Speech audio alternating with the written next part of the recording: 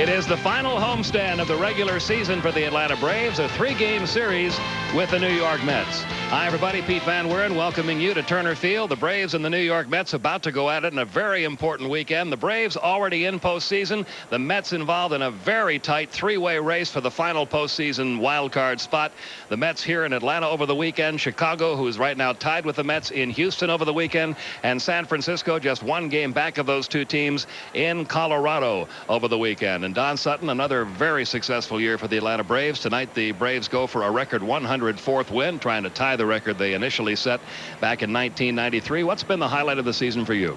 Well, Pete, you know that I'm going to talk about pitching because that's where my heart is, and it's on this pitching staff. There have been a lot of things to be excited about. The emergence of Terry Lightenberg, Kevin Millwood's great job, Dennis Martinez becoming the all-time winningest Latin pitcher. Greg Maddox's first 90% of his season spectacular. But I think my pick is Tom Glavine winning his 20th again for the 4th time. And with that, I think he has etched his name right there in the middle of the Cy Young race. Glavine is a guy who has never occupied the top rung when you're talking about notoriety. He is not spectacular. He is just the very steadiest man you could ever anchor a pitching staff to. Little sense of humor there. So I've enjoyed watching a guy who doesn't seek the spotlight, who just comes to work, does his job, climb a niche higher on the rung of notoriety. So I know pitching doesn't surprise you that it's mine. How about you? I think since the Braves did not have a Mark McGwire or a Sammy Sosa in this year of the home run, it was the Braves collectively in the way they hit home runs that has been the most impressive thing about this club this year. Andres Galarraga, a club-leading 44 home runs, just 3 off the team record. Chipper Jones, a 34 home run season.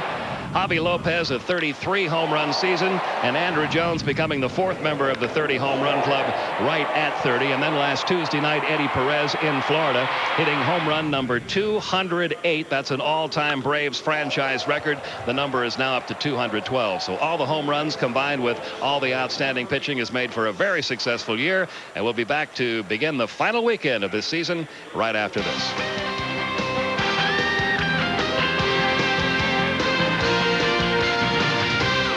The last weekend, an exciting time here at Turner Field. The Mets in for 3. Let's get going with the starting lineups. For the Mets, Tony Phillips will lead it off. He's the left fielder. Edgardo Alfonso, their 3rd baseman, to have bat second. John Olerud, in the middle of a race for the batting title, is their 3rd place hitter. Mike Piazza has heated up the last half of the season. He'll bat cleanup. Brian McRae, the center fielder, to follow. Butch Husky will hit in the 6th spot. It's the 2nd baseman, Carlos Baerga, who will bat 7th, place 2nd. Fine fielding Ray Ordonez, the shortstop, will bat 8th, and right-hander Rick Reed will be on the mound and will bat 9th. Braves defense, and the defense taking a little bit of time to set up out there now. We'll tell you why right after we run through them for you. Klesko in left, Jones in center, Tucker in right, Chippers at 3rd, Walt Weiss, Keith Lockhart for the first time in September in the lineup together. Andres Galarraga at 1st. Javi Lopez is behind the plate. Bruce Chen on the mound. He'll be making his 4th start. First start against the Mets, a little bit shaky. Remember, there was the rain delay and a lot of problems there, but his last 2 starts have been exciting ones for him. Only 2 runs allowed, including 7 shutout innings against the Diamondbacks. Keep an eye on Bruce Chen, though, in the 1st inning. It seems like it's been the 1st inning that has given him problems. Defense taking a little bit of time to start because it's a part of the September to remember. Braves have taken the field with 9 youngsters drawn right out of the crowd and out on the field going to their positions.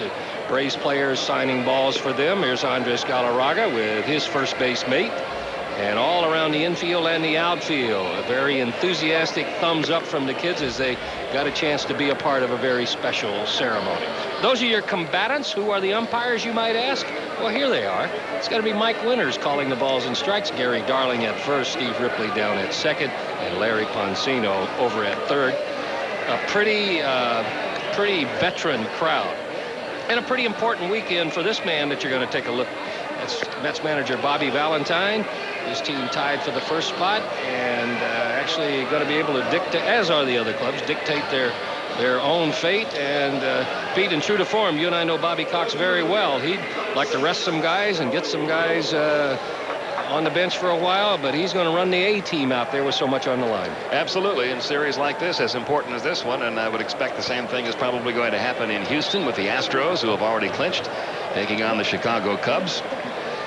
And the Giants in Colorado, and it's kind of a staggered schedule. Our game gets underway here first. And then about another half hour or so from now, the game in Houston between the Cubs and the Astros gets underway. And a little bit after that, it'll be the Giants and Colorado getting underway. Tony Phillips leading it off, a .226 average with 3 homers, 13 RBIs. One of those home runs came against Bruce Chen at Shea Stadium. And the first pitch of the game is up high, ball one. We're underway. An absolutely beautiful night here. It was about an 82-degree day with very low humidity. And you couldn't ask for better weather than we've got here at Turner Field tonight. Now the 1-0, and it's high and outside again. And when you mention first inning problems for Bruce Chen, this has been the problem for him in the first inning, has been control at times. Up and away, everything high to right-handers, having trouble to locate down, and Bruce Chen cannot pitch up. He must pitch with his fastball around the knees and probably on the outer half. There's a strike. It's 2-1 now on Tony Phillips. Edgardo Alfonso and John Olerud will follow.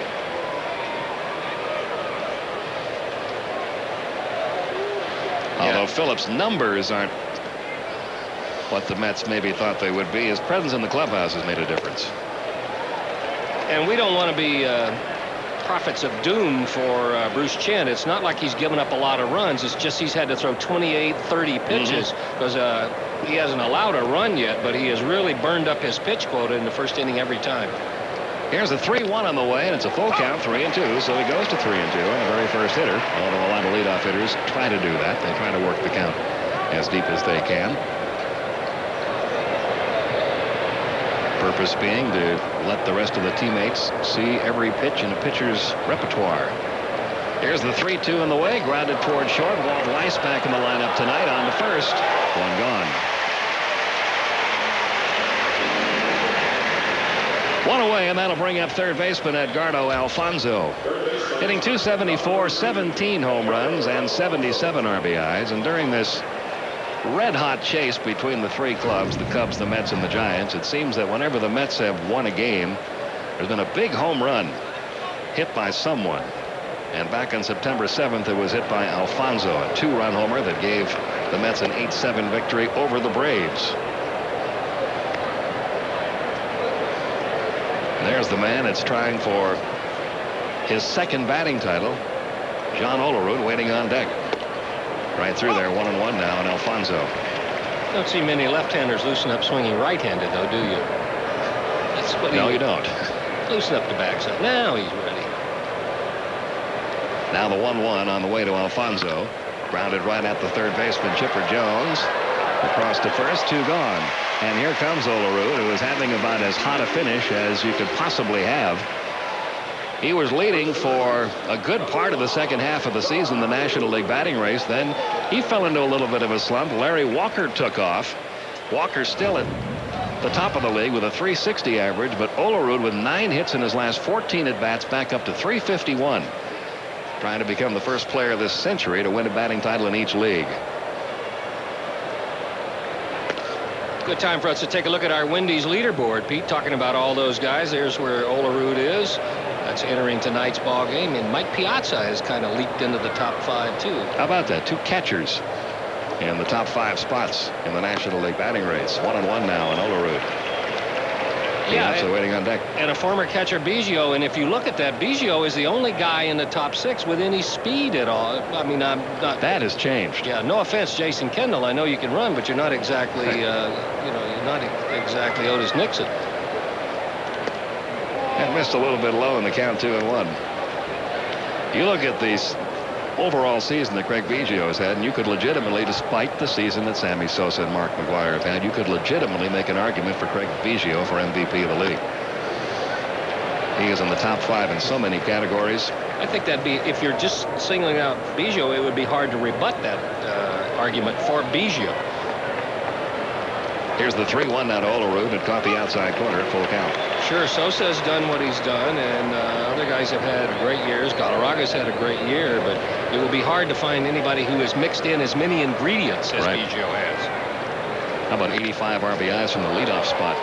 Andrew Jones waits for this one. And it's a 1-2-3 start for Bruce Chen. The Mets go in order in the top half of the first.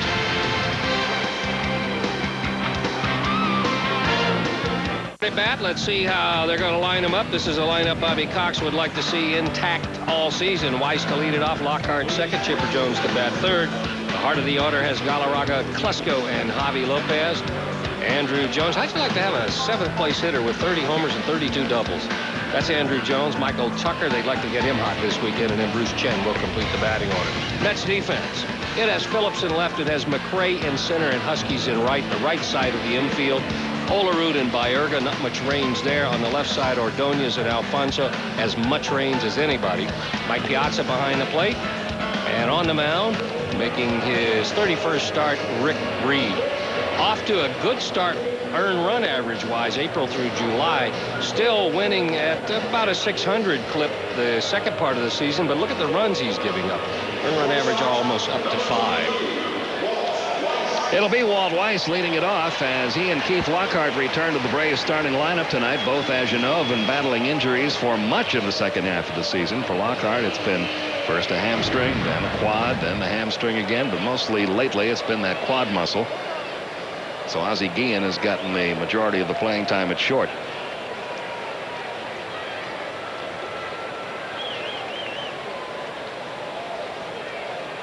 He is 1 for 7 in his career against Rick Reed.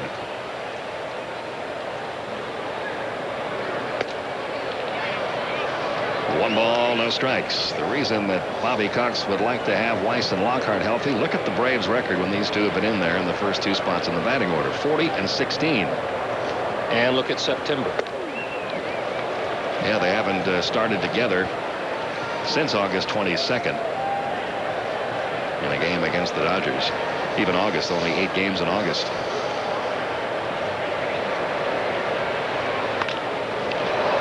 Olerud. Reed covers. 1 gone. Get ready for some ground balls. If Reed is on, get ready for some home runs. If he is up in the strike zone, he doesn't walk many people, only 28 walks in around 210 innings. So he's going to force you to put the ball in play. And oddly enough, Pete, left-handers have a more difficult time against Reed than do righties. Picked up an interesting nickname this year in New York. The poor man's Greg Maddux. He has been dubbed up there. Same style of pitching, moves the ball, tries to get a lot of location and movement on his fastball. Ball 1 to Lockhart. Keith 0 for 7 lifetime against Reed. He has been limited to strictly pinch hitting his last 4 or 5 weeks. He's had very little playing time at second. He's had the bad shoulder all year, but it's been a hamstring that has kept him out of the lineup of late. 1-1 the count. And this is a different swing you're seeing him take than we saw earlier in the year and last year. See that hand coming off the bat? I still think that left shoulder's not 100% either. And that's probably one of those injuries. He's not 25 anymore. And if you watch his swing, you can see he can't hang on with the backside. And sometimes when you get a little older, it takes a little while longer to heal. And usually the off season is the only thing that's a complete cure. 2 balls, 2 strikes.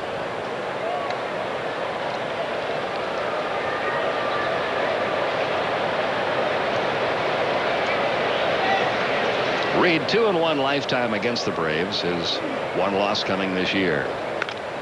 Popped up. Shallow right center. 4 players converging, and second baseman Carlos Baerga stays with it and makes the grab. 2 down. And that'll bring up Chipper Jones. Good play by Baerga. The Mets outfielders play way deep. Baerga, he's got the toughest duty of all, and almost dropped that. A little vanilla flavored ice cream cone. But see, McRae had a better angle there than he did. That's a much tougher play for the infielder with his back to the infield. 2 men gone. Now Chipper Jones, a .310 hitter on the year with 34 home runs. He is 4 for 14 with 1 homer lifetime against Rick Reed. 1 ball, no strikes. With the race as close as it is, with the Cubs and the Mets right now tied, and the Giants just 1 game behind, there is a very distinct possibility we could have a tie for the wild card spot at the end of the season. If it's a 2-way tie and the Mets are involved with the Cubs, they'll play in New York on Monday, a 1-game playoff. If they're tied with the Giants and it's a 1-game playoff, it'll be in New York on Monday. If it's a 3-way tie, if all 3 teams finish with the same record, Giants would play at New York on Monday, and then the Cubs would play the winner of that game in either San Francisco or New York on Tuesday. And then that team would have to go right to the first round of the division series on Wednesday. The Giants could conceivably have to play in New York on Monday if they win that game in San Francisco on Tuesday, and if they win that game in Atlanta on Wednesday. How's that for a travel schedule? I think they'll just meet in Davenport, Iowa. It is so confusing. It is so confusing right now to try to plan ahead for the upcoming week. If you're a baseball fan with a team involved in postseason, there are so many possible combinations. Here's the 3-1 now, and Chipper Jones fouled back. Full count 3-2. The Braves, if the Braves wind up playing San Diego, their first two games will be Tuesday and Thursday of next week at 4 o'clock Eastern Time. If they wind up playing the wild card team, their first game would not be until Wednesday at 4 o'clock. The second game Thursday at 8 o'clock. That's as much as we know. So there, go ahead and make your reservations. At least we got it down to 3 days. Ball 4 to Chipper Jones. And that's a pitch that Reed, you mentioned they call him a poor man's Greg Maddux. That's a pitch we've seen Maddux use over and over. Reed wants to come inside off the plate. He got the movement over the plate, but I think that it might have been called for high. Now Andres Galarraga, 306 with 44 homers and 120 RBIs. And you know what? That schedule we just gave you with San Diego on Tuesday and Thursday, if that's who the Braves play, that might be pushed back a day if it's a three-way tie. Everybody would have to wait and see who the wild card team is before the matchups could be determined. So you got all kinds of possibilities. Let's get through this weekend first. Braves, in fact, might have to wait till as late as Tuesday to find out who they're playing in the first round. That's great on your advanced scouting, isn't it? Yeah. 1 ball, no strikes.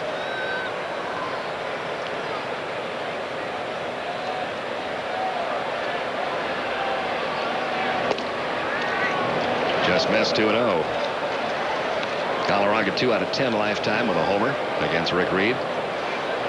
Mike Winter's reputation is that of a hitter's umpire. So much coming down about 4,000 feet in altitude didn't hurt him at all, did it?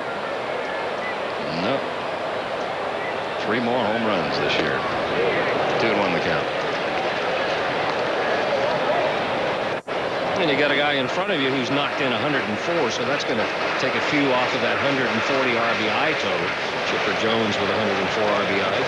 Javi Lopez hits 2 spots behind Galarraga. He has driven in 104. Which means Galarraga's crossed home plate ahead of Javi Lopez a lot of times. Has challenged him upstairs with a fastball, 2-2. I'm sure there's a point velocity-wise where you don't want to come upstairs, but I think if you can locate it, anytime you can throw upper 80s and 90, you can pitch upstairs, but it's more important where you put it inside, outside, and that one in on the hands. There goes Chipper. 2-2 pitch is fouled back. It remains 2 balls, 2 strikes.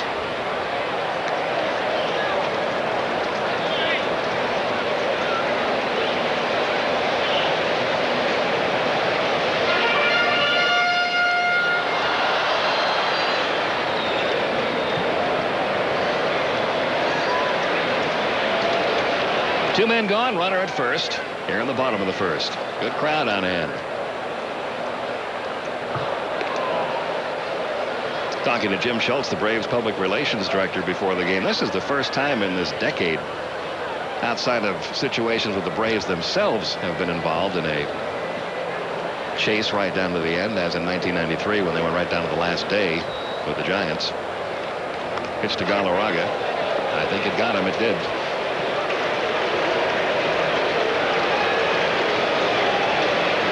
Hit for the 25th time this year.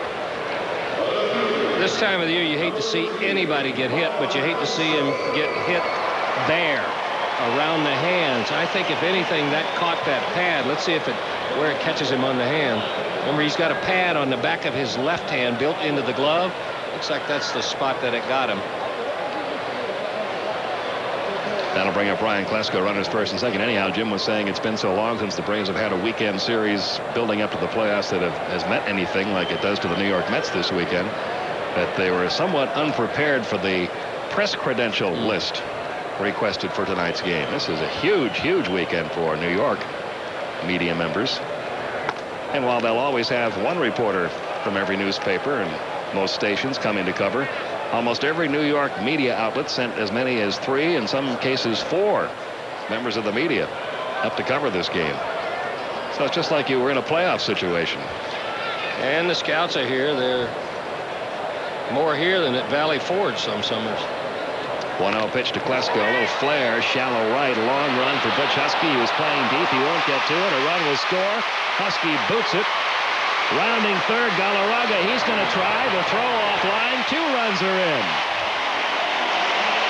A very costly boot for Butch Husky in right field, as Galarraga comes all the way around from first to make it a 2-0 Atlanta lead. Well, the Mets outfielders play so deep. Good pitch by Reed, broken bat looper. Husky tried to make, he actually got caught in between, and Bobby Dews never hesitated. It would have taken a perfect throw. Here he comes in, caught in between, short hop, side spin because he was jammed. Once he booted it here, Bobby Dews didn't hesitate. Windmill Galarraga around, and a good start for the Braves. Klesko picks up 1 RBI, his 70th. The error by Husky allows the second run to score. And now Javi Lopez, 283 with 33 homers and 104 RBIs. 1 ball, no strikes.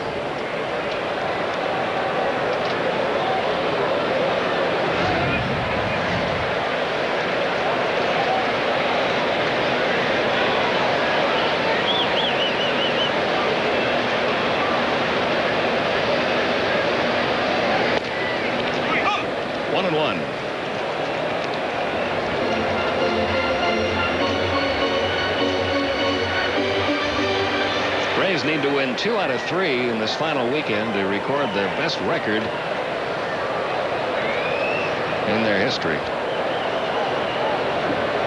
They've won 103. Same spot, shallow right, long run. Husky gets there this time. But 2 runs are in the bottom half of the first. One of them coming home on a boot by the Mets right fielder. 2-0 Atlanta after 1.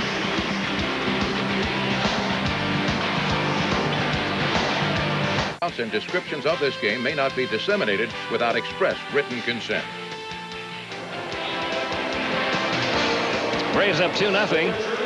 Mike Piazza, Brian McRae, Butch Husky due up in the top half of the second. And Piazza, who has had an outstanding season, especially second half. 328 now with 32 homers, giving him 200 career homers. He's driven in 110 runs.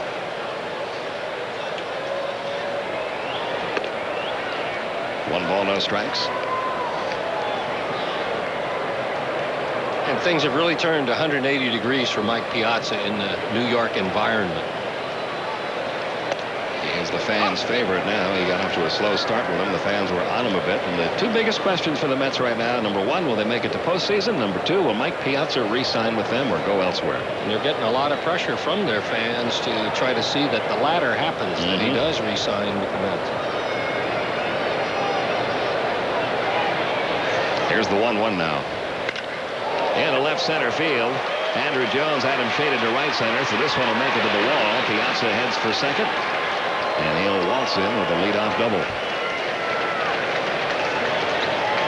I think that that's one thing Mike Piazza has done well in the last couple of years. That is become a multi-dimensional hitter. This is not a hitter's pitch. That's knee-high, outer part. Maybe lower than knee-high, but he stays back, he waits longer. I think he's gotten so confident in his ability to drive the ball out in right field that he's getting better hits off worse pitches. Brian McRae hitting .265. He has 21 homers, 79 RBIs. He went 1 for 2 against Chen when he saw him at Shea. Fouls away the first one, 0-1.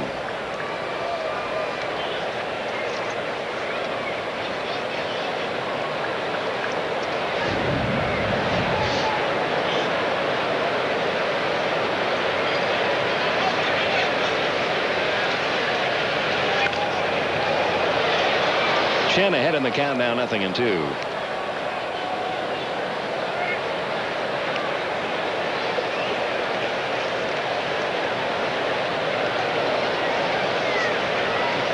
"21 years old.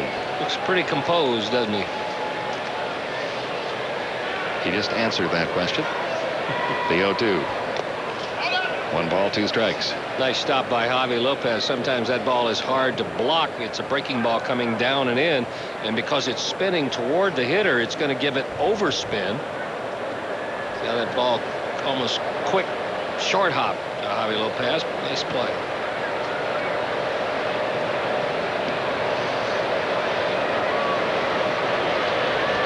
Boy, did he get hot at the right time for the Mets. In the air, shallow right field, long run for Michael Tucker into foul territory, makes the catch, and Piazza's going to have to stay put. 1 gone. And that'll bring up Butch Husky, and you know what he's thinking. I'll get that run back, maybe both of them. Hitters always feel that way after they just made a boot an inning before. He's hitting .253, 13 homers, 59 RBIs. See, that's where everyday players may have a little advantage over pitchers. Pitcher gives up a run. You very seldom get a legitimate chance to redeem yourself. Outfielder can boot one, and he knows one swing of the bat, nobody will remember that he booted it. In the air, right center, Andrew. Starts in, now back. Makes the catch. Piazza stays put, 2 gone. And that'll bring up Carlos Baerga. He comes in at .269 with 7 home runs. Mets just off a disappointing homestand. They only went 2-3 on the homestand, which included games against 2 teams with big losing records, the Marlins and the Expos. They took 2 out of 3 from Florida, but then lost 2 straight to Montreal. And a couple of times they knew that the Cubs had lost going in and couldn't take advantage of it. 1-1. Well, it's made for an exciting final weekend of the 1998 season.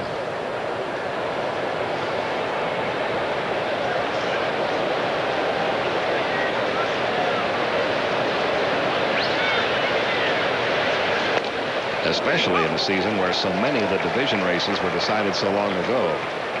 You still got the West with Texas magic number down to 1 now in the American League. And all the other ones were over quite a while ago. This wild card race has kept a lot of interest. 1-2, the count on Baerga.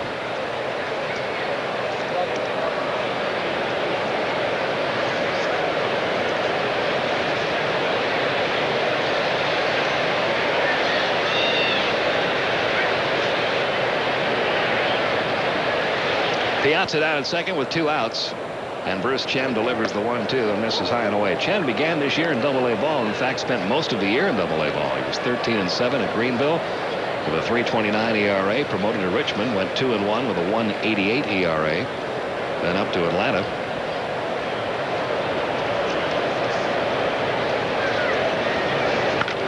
On the ground to second. Lockhart throws out Baerga. The leadoff double, and that's all for New York. Still 2-0 Atlanta.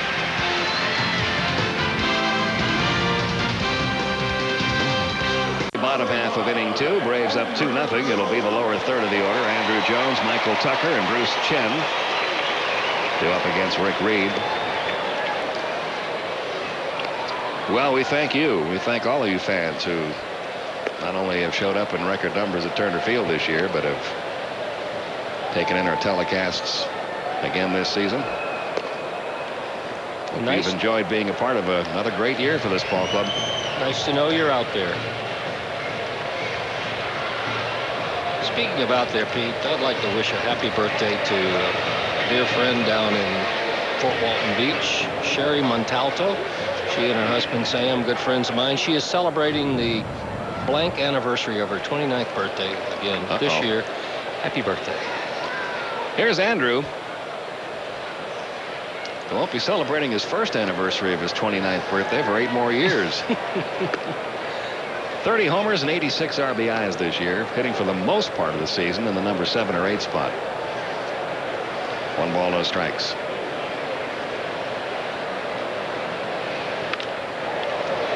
Out of play, 1-1. Well, that's that number of 86 pretty remarkable when you know somewhere not too far ahead of you 3 guys have already driven in 330. That's not a whole lot to clean up on the plate when you get to Andrew Jones. Now the 1-1. Fastball up is 2-1.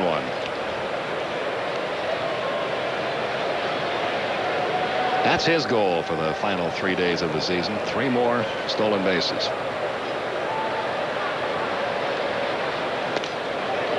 Big cut, 2-2.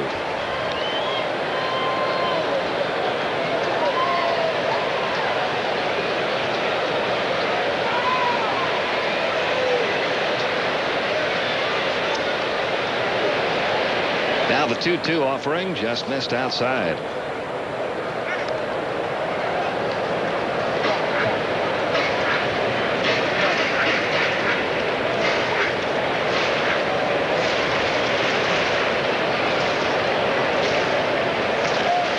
Reed is one of those guys that throws a lot of strikes, but tries not to hit the heart of the strike zone. Doesn't want to give in.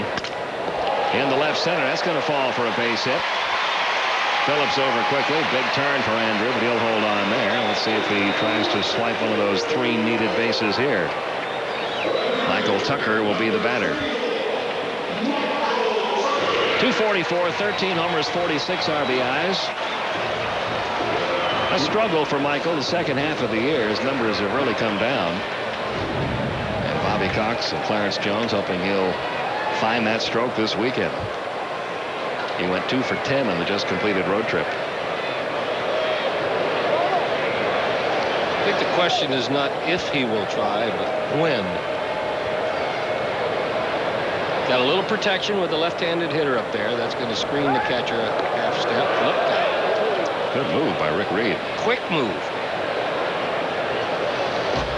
Not a lot of wasted effort. See, the longer the time is when you glove comes set to where you can throw over to first, that's a half a step, because for every 3 or 4 inches you can shorten the movement of your hands, that's split seconds quicker you're going to get it to first.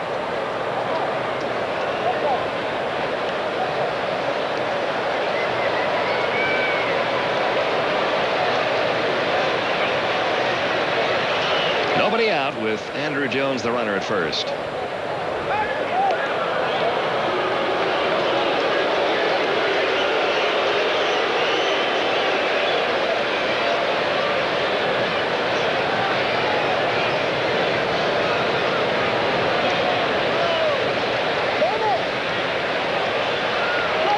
He's going. Pitch is a strike. Throw to second is also a strike. Mike Piazza guns down Andrew Jones.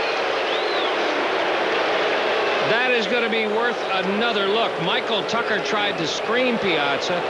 Piazza took a little extra time. Not much of a jump because Reed is quick. That's the difference. Watch the throw come in and the tag close. Can't tell from that angle. There's Tucker doing his job, but Piazza didn't rush the throw. He was going for accuracy. Bang, bang play may have gotten him. 4th time this year, Andrew's been caught stealing. Now the 0-1 to Michael. Line, left center field and deep. McRae and Phillips are chasing this one. It's going to go off the top of the wall. Tucker on his way to second. He'll pull in with a stand-up double. That ball almost got out of here to left center. He doesn't hit many balls out there. I think that'll encourage a lot of people on the Braves bench. I think some of the struggles he's had earlier came from pulling off of the ball. You can't pull off the ball and drive it that hard to left center field. Stays in. Arms don't fly open and hit the ball solidly. Drove it to left center.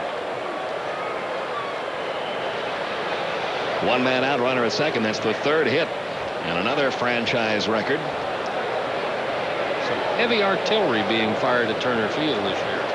That'll ring up the pitcher Bruce Chen. He's 1 for 5. Got his first major league hit in Phoenix last weekend.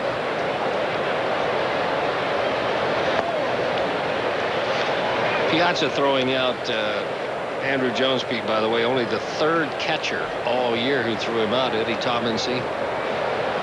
Stinnett, the other one. Here's the 1-0. 1 ball, 1 strike.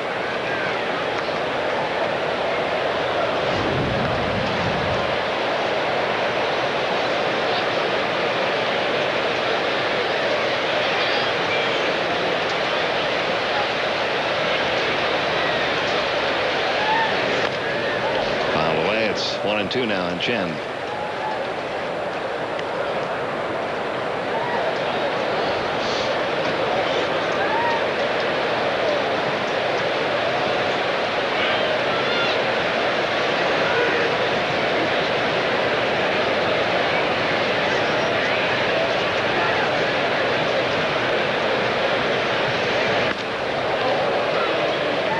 alive with a count of 1 ball, 2 strikes. I think that's one of the things you mentioned. Jim Beecham likes his chances of becoming a pretty good hitter, doesn't he? Yes, he does. He said, you know, it's real early in his career. He hasn't hit an awful lot and certainly hasn't had a lot of work on his hitting, but he said he's got some good natural instincts, willing to work at it, and he thinks he's going to be a good major league hitter. He's fouled away a couple of out pitches. The next to the last one, a tough pitch to handle. A fastball in on his fist. A little inside-out swing, then goes the opposite direction. That ball's about 20 inches from the pitch to it. He's before it, and he's still got wood on it. I'm going to tell you what Beach said about looking at pitchers swinging for the first time after this 1-2 pitch to Chen. 1 man out, runner at second.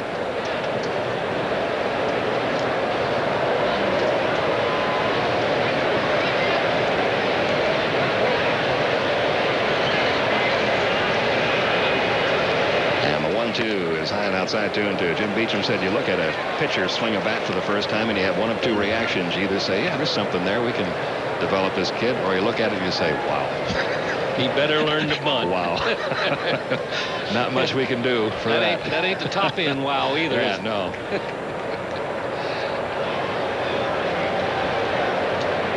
Here's the 2-2 on the way. Stays alive, still 2-2. I won't name names, but there were some names associated with that. Well, we probably already mentioned that name on the air before, but we won't do it again. 2-2. Beach is probably a guy who thinks that 143 is not a good average for a pitcher, too. He probably does. 2-2 on Bruce Chen. Well, Reed finally wins the battle. Well, that's the old equalizer. Uncle Charlie down and in Hook. Second out of the inning. We'll go back now to the top of the order, and Walt Weiss, who grounded out to first his first time up.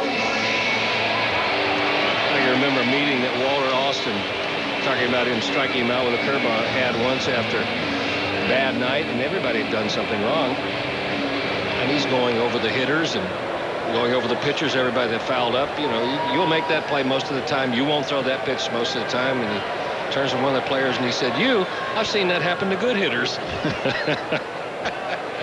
You go on. Here's Weiss.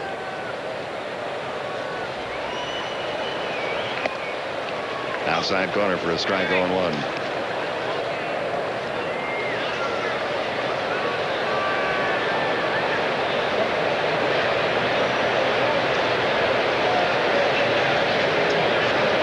Tucker down at second with 2 outs.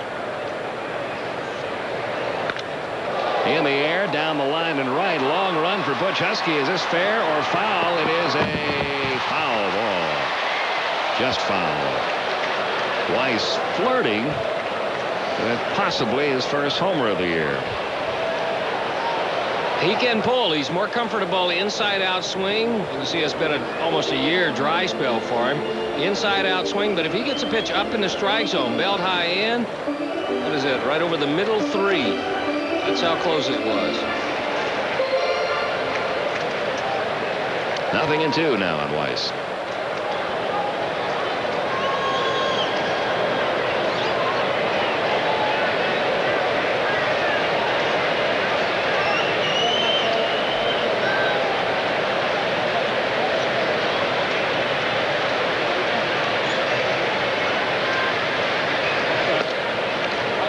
A ball, 2 strikes.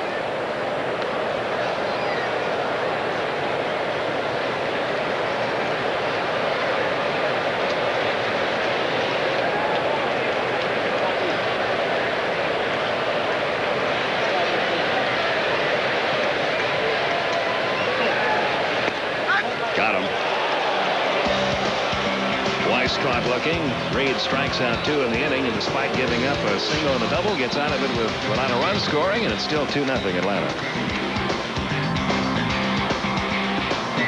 Astrodome, the Cubs and the Houston Astros. Derek Bell has hit a 2-run homer in the bottom half of the first inning to give Houston a 2-0 lead in that one. Kevin Tapani against Jose Lima. Giants must be licking their chops right now, getting ready to play in Colorado, looking at those 2 scores on the board.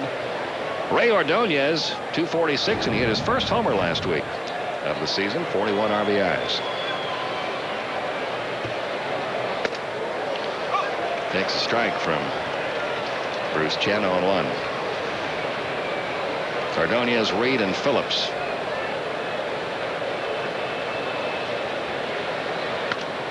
Into right field, coming hard. Michael Tucker's going to have to play this one on the hop. It's a base hit for Ordonez. Hit number 2 off Chen. And up will step Rick Reed in a bunt situation.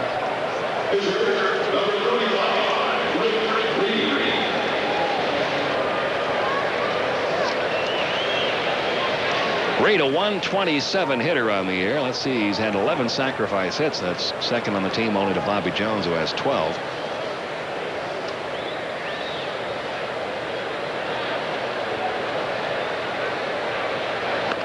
Beauty. Perfect bunt. Chen to Lockhart. Down to second goes Ordonez. And that'll bring up Tony Phillips, who grounded out to short his first time up. Phillips, one of those leadoff hitters that is able to work the count deep, especially leading off a ball game. I was talking with Eddie Brinkman, who's a scout while we were in Florida. He's here again. There he is. He's here again tonight. He had a great story. He played 15 years in the major leagues, 10 of them with the Washington Senators, and a couple of those years he was playing with the Senators for Ted Williams. And Ted Williams put Eddie, who was a terrific defensive shortstop, never hit for a very high average, put Eddie in the leadoff spot and said, Eddie, when you lead off a game, I want you to take 2 strikes, foul off pitches till you get the count to 3-2 so that we can see everything a pitcher's got on that given night. Eddie said, I said to Ted, if I could do that, I wouldn't be a lousy 230 hitter.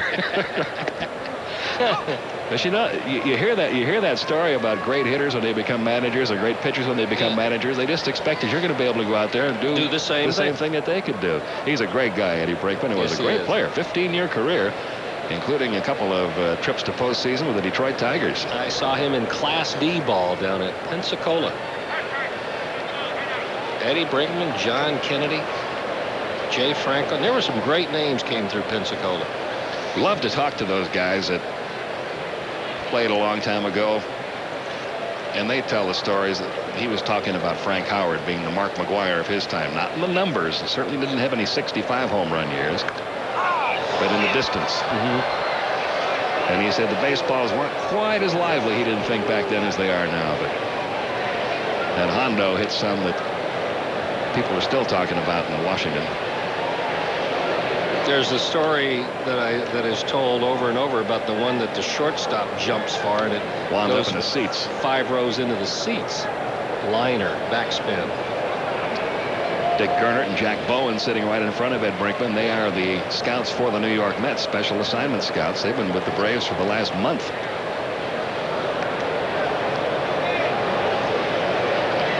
0-2, the count on Tony Phillips with a runner at second, 1 out.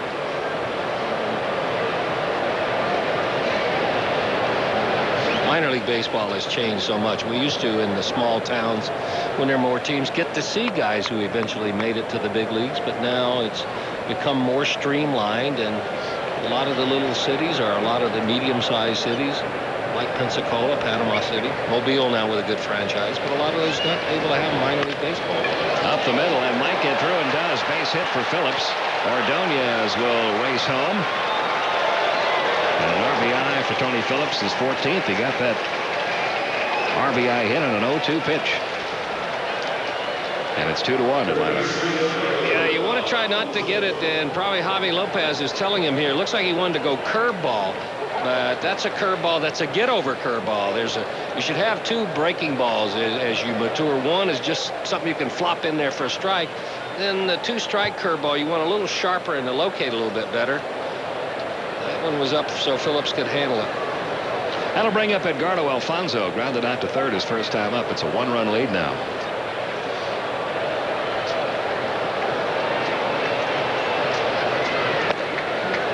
Ball 1. Speaking of the minor leagues, Braves made a change in their minor league system today, trying to streamline everything, keep everything over on the East Coast. They have dropped their affiliation with Eugene in the state of Oregon, an affiliation that's been a very strong one for Atlanta for a number of years, and next year will be associated with Jamestown in the New York Penn League for their short season. It's been a Montreal club for the New York Penn for a long time. So they'll have every one of their farm clubs now on the East Coast, which cuts down a lot of the travel expenses when you're promoting players and moving players back and forth. 1 ball, 1 strike on Alfonso.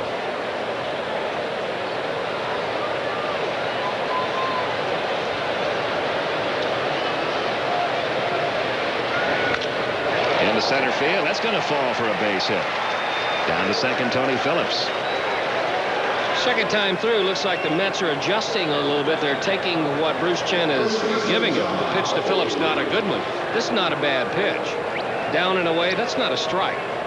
Every now and then, and I think we pitchers are reluctant to do it. You have to give credit rather than placing blame, and I think you got to give Alfonso some credit for taking a pitcher's pitch and getting a base hit. Well, New York Mets hitters are taking what Bruce Chen is giving them. The next guy up has been doing that his whole career. John Olerud. Flew out to center in the first inning. And hits one deep to center field this time. Andrew on the run and makes the catch back in the track. Tagging at second, Tony Phillips. He'll move over to third, but Olerud robbed of extra bases. Another defensive gem by Andrew Jones.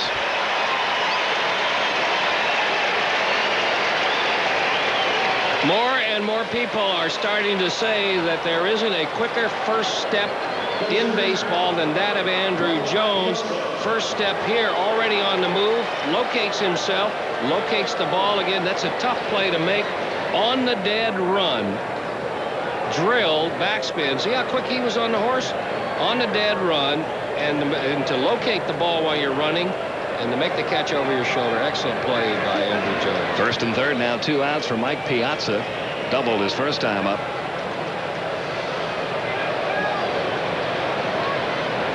You notice one thing Andrew Jones does, Pete, when he goes after the ball, he glides. It's like he runs softly. You see a lot of outfielders go after, the head will bounce. So when you look away to locate yourself and you look back, the ball may be in a different latitude. But Andrew stays very level and just glides to the ball so he can peek away and look back, and the ball's going to be where he left it. On the ground, Chipper Jones has it at third. The short route to second to force Alfonso, and Chen is out of the inning with no further damage. The Mets get one of them back. 2-1 Atlanta, going to the bottom of the third.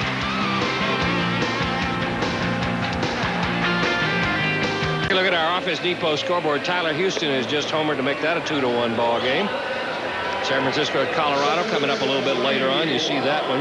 Montreal at St. Louis. McGuire walked the first time up. Pittsburgh trails Cincinnati. They're halfway through that one.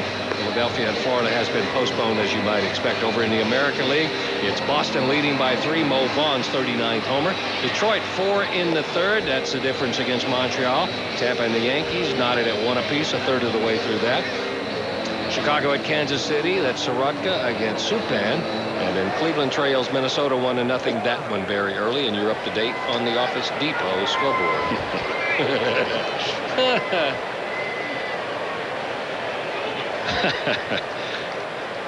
I got a surprise for the lady with the sign. They're here. Here's Keith Lockhart now. He popped the second, leading off the, or I should say for the second out of the first inning. He leads off here in the third and takes ball 1. Lockhart, Jones, and Galarraga against Rick Reed. Braves leading at 2-1. Right off the end of the bat. Watch Lockhart running. That's the key to his performance over this weekend. How well is he getting down the line? Every time he's tried to come back with that hamstring, at some point, whether he's been going after a ground ball in the infield or trying to run down to first base, he has felt that thing start to tug again, and has had to either come out of the lineup or sit totally for the next 3 or 4 days. Body language right there tells you he was not comfortable that time. It makes you a little fearful. You can't help it. If you've had that thing and you keep re-aggravating it and re-aggravating it, you're kind of afraid to go all out. You're just afraid of blowing that thing out again. 1 ball, no strikes, and Chipper Jones, he walked in the first inning. And that's a rarity off of Rick Reed. 29 walks now. He's making his 31st start. There's a base hit for Chipper Jones up the middle. Hit number 4 off Reed. Hit number 184 for Chipper Jones on the season. His best hit total in the major leagues, 185 2 years ago. So he's got a good shot at beating that this year. Andres Galarraga hit by a pitch in the first inning.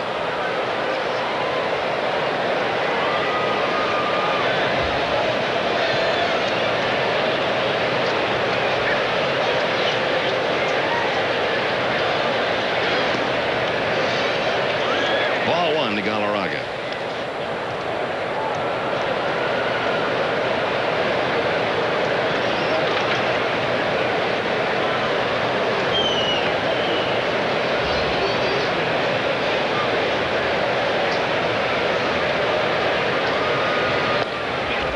And that misses low. The count 2-0.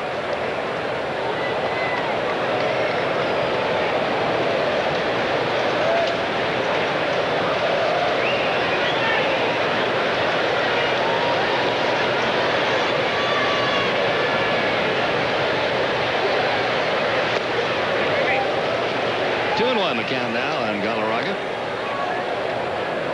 Boy, did he have a following of fans down in Florida at Pro Player Stadium. Last night the Braves were in there, the Wednesday night game. There were 8 separate groups, all with Venezuelan flags. And when he hit one out, you would have thought that the Marlins had just won the World Series again. Crowd got so noisy. Down the right field line, but foul, 2-2. I was thinking about that today. I was trying to remember the parallel you gave me the other night as to how big a name and star he is in our country. And yeah, you talk to Eddie Perez, Ozzie Guillen, and some of the other natives of Venezuela who are on this ball club. They'll say, hey, the big cat down in Venezuela, he is as big in Venezuela as Michael Jordan is in the United States. Michael Jordan. That's grade A large. How widely admired he is in his native country. Chipper Jones on the run, pitch low and away, throw to second base. Piazza gets another one. He had only thrown out 27% of attempted base stealers coming into this game, but he's 2 for 2 tonight. And he has unloaded both of these in a hurry. Rick Reed has helped him by going quickly. Not a good pitch to throw on, down and away, but a very accurate throw. Just let Chipper Jones slide right into it. And a reason that you didn't see him call safe there is because Baerga was removing the ball from his glove. He didn't drop it in the process of tagging him. 2 outs, base is empty now. Line to straightaway center. Right at McRae, and that'll do it for Atlanta in the 3rd. Another base hit, but that was all. Still 2-1 as we head to the 4th.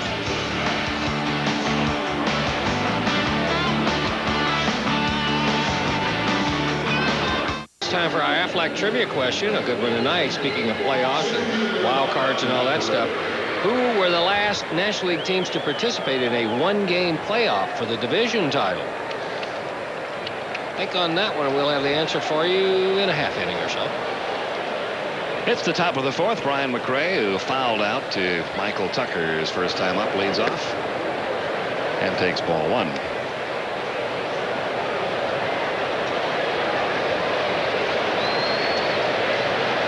McRae, one of those rarities in baseball nowadays. No batting gloves. Boy, I don't see many hitters like that anymore. 3-0.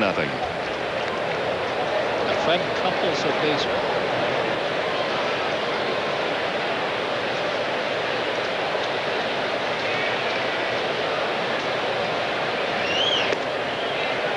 And he walks him on 4 straight. First walk issued by Chen. And now let's see what Bobby Valentine has Butch Husky doing here. Down by 1, nobody out, runner at first. Husky has 2 sacrifices this year. His number's really down from what the Mets expected from him this year.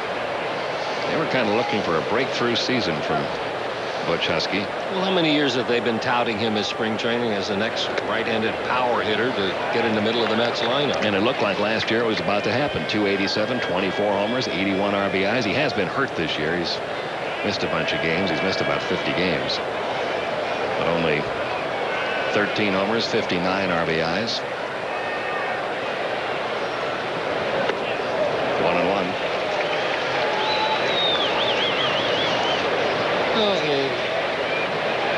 To a certain degree, what's happening to him is something that has happened to Ryan Klesko the last 3 years, except Husky never reached the 30 home run plateau, but Klesko going from 34 to 24 and now all the way back into the teens. Husky, one of only a handful of players still allowed to wear uniform number 42 at the major league level. The grandfather clause was in effect when they perpetually retired on every major league team the Jackie Robinson uniform number. Husky was already wearing it, and anybody who was already wearing it allowed to keep on wearing it until their career ended.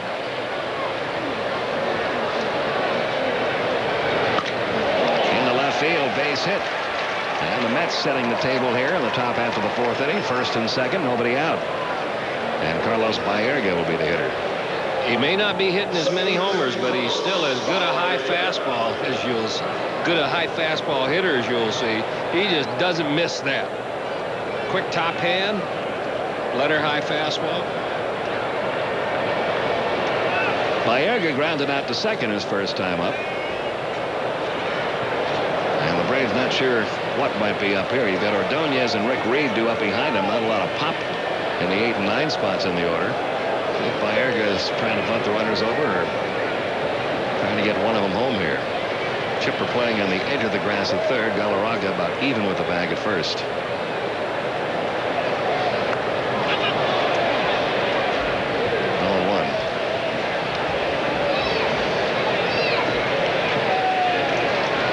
That was a sacrifice attempted as though he were bunting for a base hit.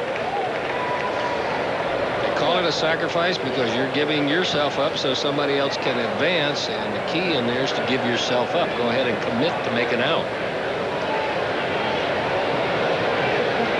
0-1. Nobody out.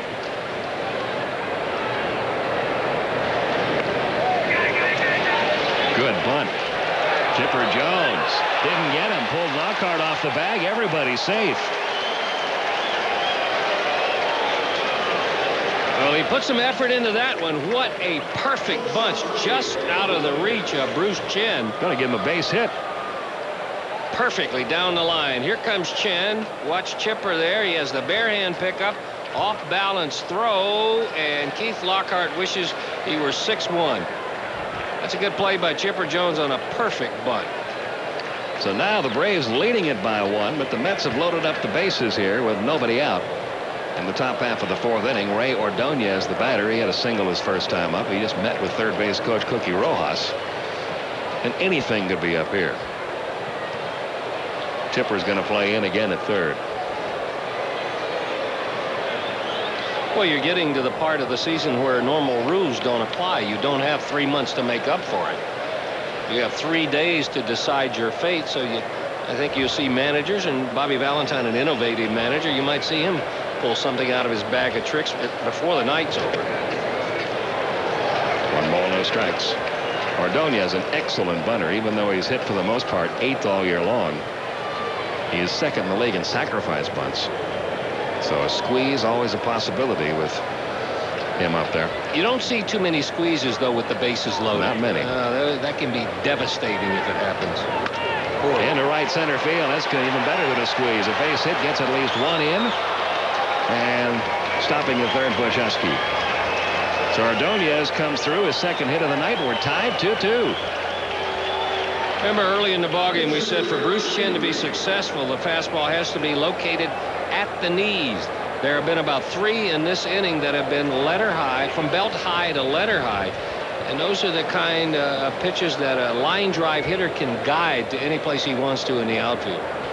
So the Mets have caught up. It's 2-2. Bases loaded. Still nobody out. Leo Mazzoni on his way to the mound, and the bullpen getting up for Atlanta.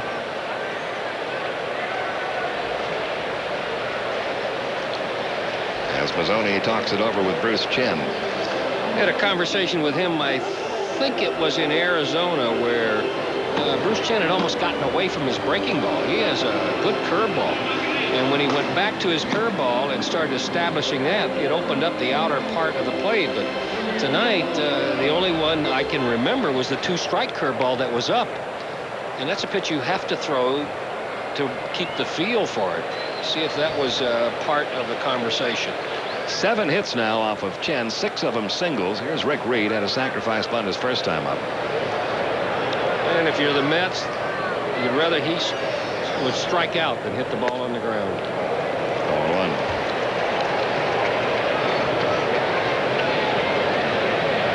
0-1. Couple of career home runs for Reed, including one this year.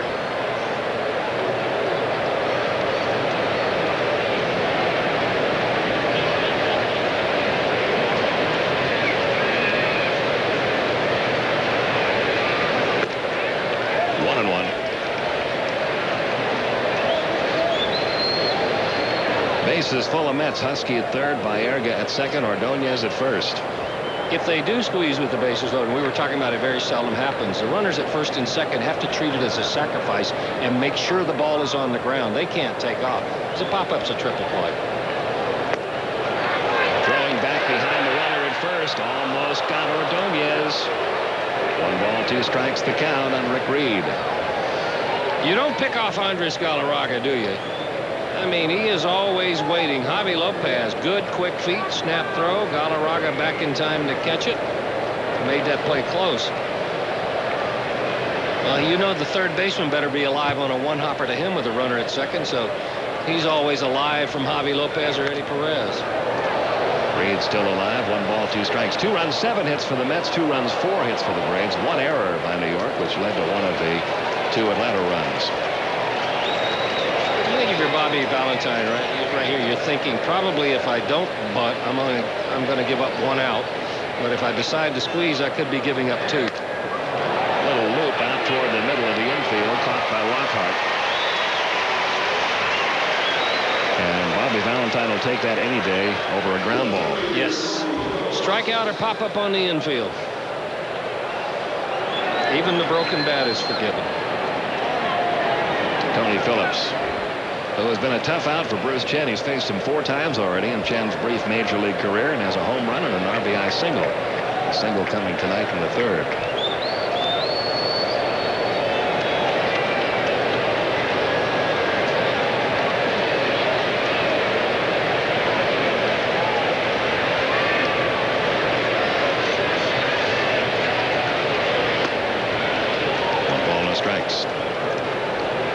Rest of the pitching matchups for this weekend series: Tom Glavine against Al Leiter tomorrow. That's an afternoon game now for those of you holding tickets. 1:15 first pitch.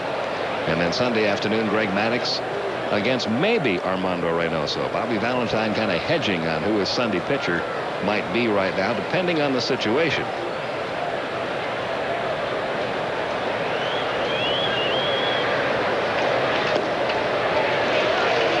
The situation boils down to the Mets having already clinched the wild card spot after the first 2 days here. Armando may be held back for first round division series, and you may see someone else get the start on Sunday. So not quite sure who'll be in there for New York yet in the final game of the regular season. 2-0 pitch, popped him up. Lopez and Chipper. Javi waves off Chipper and makes the catch. That's a big out. Yes, it is. Usually you'll trade a base for an out in a situation like this, but if you can get an out without trading a base, Javi took charge early. Chipper Jones is there just to run escort.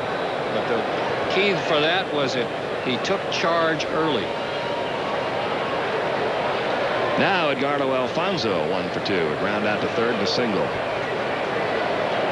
Bases loaded, infield back now with 2 outs. 0-1.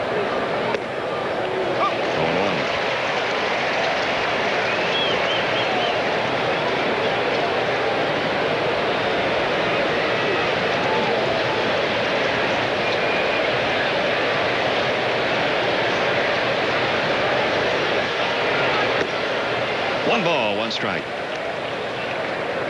It looks like what Bruce Chen is doing is what you see a lot of young pitchers do, but not veteran pitcher. A young pitcher wants to reach back, get a little extra. You'll see a veteran pitcher go softer. Breaking ball, change up, try to let the hitter, who's got a little adrenaline going too, get himself out rather than trying to overpower him.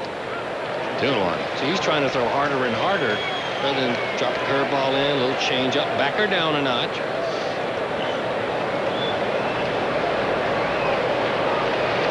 Husky at third, Baerga at second, and Ordonez at first with 2 outs. Looped into shallow right. Lockhart drifting back. He's got it, and what a job of damage control by Bruce Chen. He gets out of it with just the 1 run scoring. And we're tied 2-2.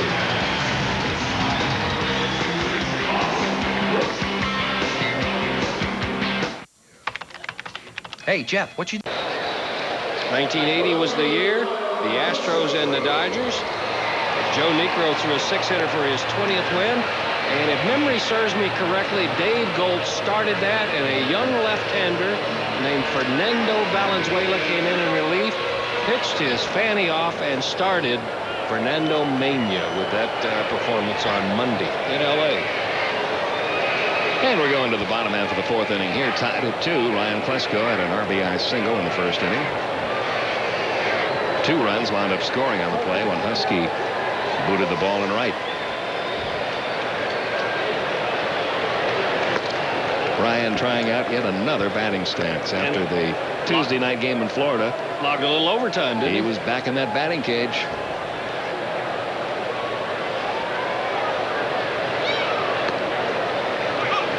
One ball, one strike. Hello. Number 66 for Sammy Sosa in the 4th. And the Cubs have tied it 2-2 with Houston. 1 ball, 2 strikes. Wow. 66. Here's the 1-2 now to Klesko. Struck him out. And disgust, Klesko flings the bat away. Yeah, that's about as frustrated as you will see Ryan Klesko not get, but exhibit. You just don't see this happen. Chases a fastball out away. Just tosses the bat away. 3rd strikeout for Rick Reed. Javi Lopez, the batter, he flied to right his first time up. I'm not surprised they're hitting 65, 66 homers. I'm just surprised that they're doing it without Phil Niekro, Ferguson Jenkins, Robin Roberts, and myself still around to help. 1 ball, no strikes on Lopez. Into left center field. That's going to fall for a base hit. McRae back to the infield. Braves have managed at least 1 hit every inning off of Rick Reed. That is their 5th altogether. The batter will be Andrew Jones. He had a base hit, then was caught stealing back in the 2nd.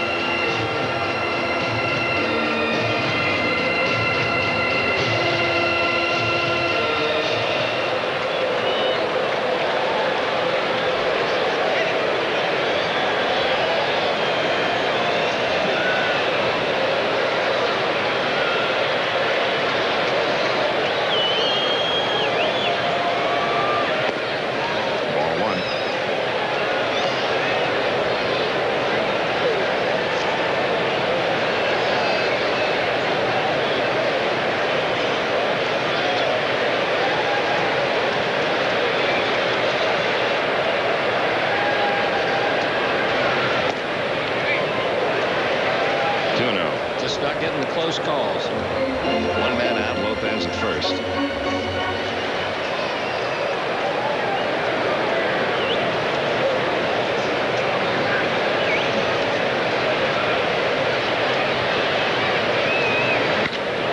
Deep to left. Back goes Phillips to the wall. Gone. 2-run homer. Number 31 of the year for Andrew Jones. And the Braves take a 4-2 lead.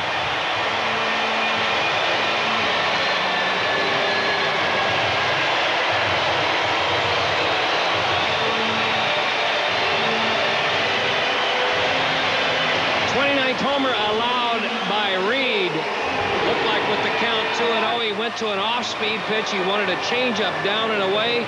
It tailed right back over the plate. Andrew Jones of April and last year would not have waited back on that, but he took a little stutter step and then kept his weight back. Reed knew it when he turned it loose. He had that look. Now Michael Tucker taking a strike. 31 homers, 88 RBIs now for Andrew Jones. And for the Braves, 213 home runs in what is a record-setting year in team homers. 0-2 on Tucker. Doubled his first time up.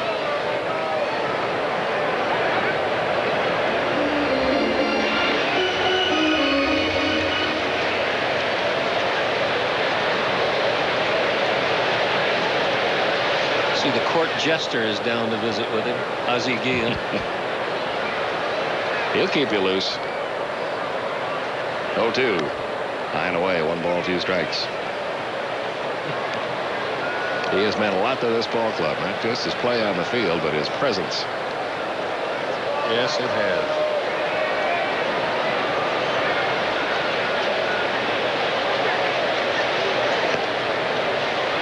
2-2 on Michael Tucker.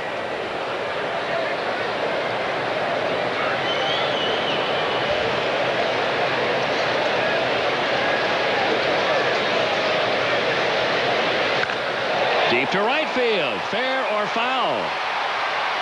It is a foul ball. Tucker just missing his 14th.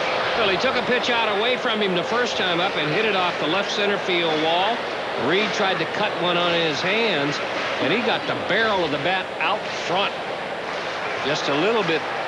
Oh, how close is that? But he got the barrel of the bat. He hit that ball out in front of the plate. Got him inside corner. Michael did not care for that call. Careful, Michael. 4th strikeout for Reed. Well, that's the pitch that Reed has done well with this year that has given him the nickname of a poor man's Greg Maddux. How many times do we see Greg Maddux start that comeback fastball off the plate, back it up over the plate? Now Bruce Chen, a strikeout victim his first time. Out of play, 0-1. 4 runs, 6 hits for the Braves. 2 runs, 7 hits for the Mets. Cubs in Houston now tied 2-2 in the top of the 4th. 0-2 now in Chen.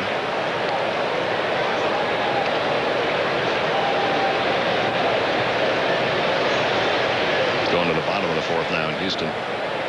Still tied. And down in 3 pitches is Chen, so Reed strikes out the side in the 4th inning.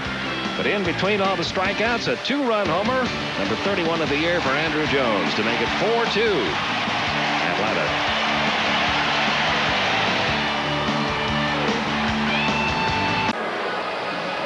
Going to the top half of the 5th inning.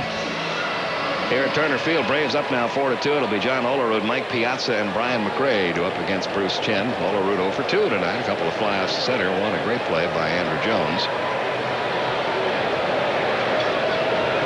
And as we get this top of the 5th underway, Chen's first pitch to Olerud is low and away, ball 1 and down. This will be our final half inning on the TBS side of things this season and Braves baseball coverage. We want to thank all the fans and all the sponsors. It has been, for the Sutton House, it has been a wonderful summer, and I know a lot of Braves fans and have been a part of it. And I also want to thank all the folks that I have the privilege of working with, including you, sir. You have been a part of this wonderful summer, and it's been great sharing it with my friends. And we want to pass along our thanks to our producers, Glenn Diamond, Scott Cockrell, our directors, Dan Reagan, Lonnie Dale, Gary Lehman, Phil Simmons over here in the stats side, and the best camera crew and the best technical crew in all of baseball. No doubt about it. We get to work with them every night. And right now, Olerud would like to be running one of them. He just took one on the seat of the pants. And it'll bring out Mike Piazza. Tried to come in on him, but got just a little tail on it. He's going to get the bullpen up again. Dennis Martinez has begun to limber up out in the Braves bullpen. Piazza has doubled and hit into a force play.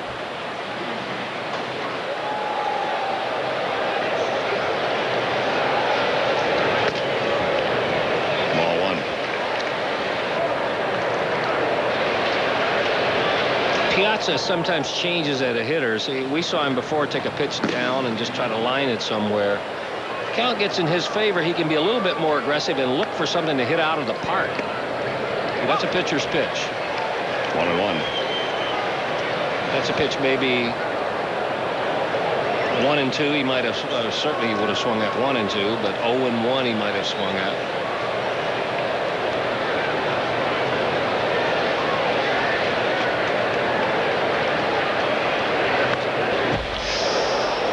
Ahead in the count now, ball and 2 strikes.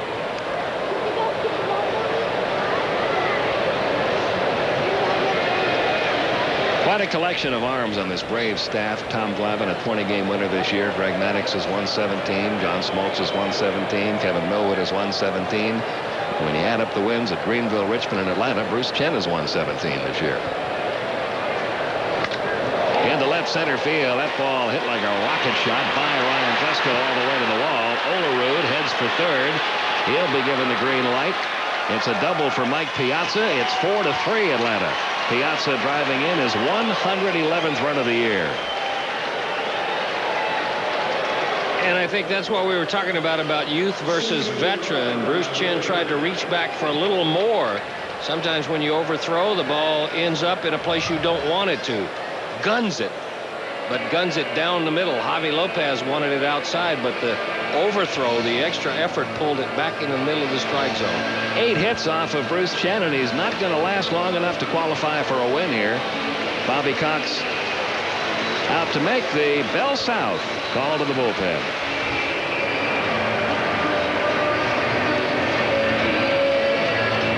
As you may have read on the internet, in a national tasting of regular and ice beers, brewmasters and beer experts named Old Milwaukee. 4 innings, facing 2 batters here in the 5th. 8 hits allowed, 3 runs. The runner at second is his. He walked 1 and did not record a strikeout, which may be an indication that his stuff tonight not quite what it was in his last 2 starts. Yeah, we've had scouts tell us one of the things you look for is anybody swinging and missing. And if they're not swinging and missing and almost every pitch is being put in play, sooner or later it can catch up to you. So it's Perez going against McRae here, who was fouled out to right and walked. Runner at second, nobody out. Braves up by 1. But for Bruce Chen, I'm sure somewhere down the road, this game will be like a spelling test he flunked in the 1st grade, because he'll graduate with honors. He has done himself proud. His first taste of Major League ball, 2-0. Can't win this one, but he can't lose it either. So he will finish the year 2-0.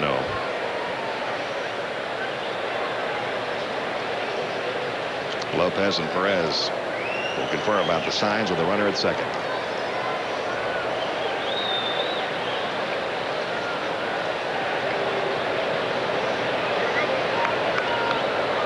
Moises Alou, who has had an MVP type year for Houston, puts them ahead in the bottom half of the 4th inning.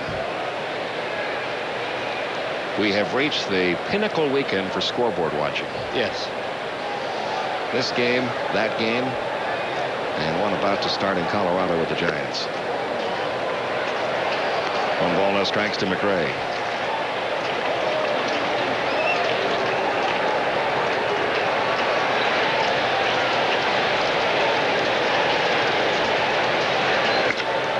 The 3rd. Runner stays put, 1 down. When Perez is on, and he's just beginning his Major League career as well, but we've noticed his first 9 times out when he is on, a lot of ground balls. Quick fastball, a lot of velocity.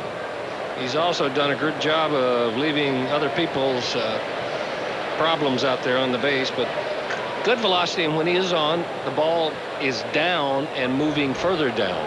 Just 20 years old. Butch Husky 1 for 2, singled his last time up.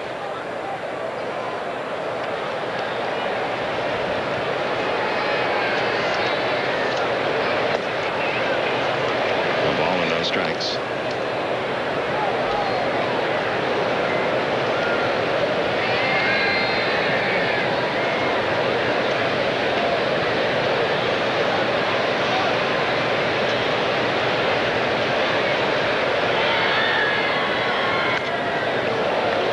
It's 1-1.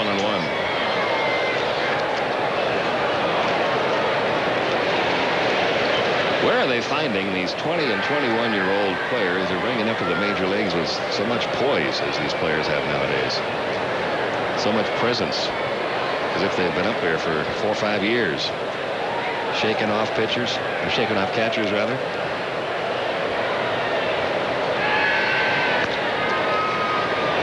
Kipper again. Have to get rid of it a little quicker. Look at Alex Perez going over to cover 3rd. Just in case that runner thought about taking off after Chipper left the bag and made the throw across to first, there was Perez sprinting over to third. And he didn't hesitate doing it either. Once he sees how far Chipper had to go to make that play, and another good pickup. Everybody has a place they can be to do something other than just stand around. A lot of people never learn it. I'll bet you it's instinctive for him, just knowing to do the right thing. 2 gone now by Erga, who was grounded out to second and had a perfect bunt for a single. 1 ball, no strikes. Carlos Baerga in his free agent year. A lot of questions about where he may wind up next year.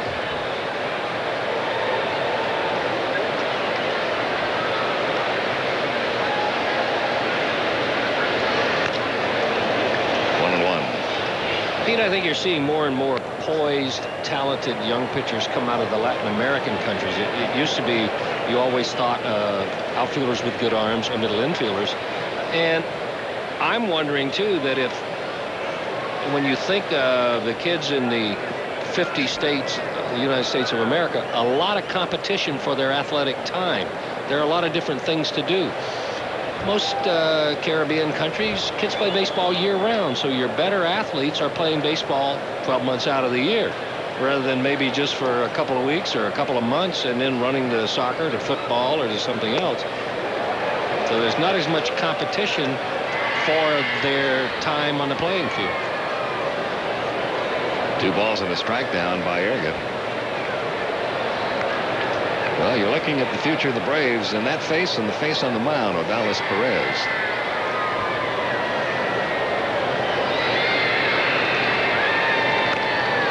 All the way, 2-2.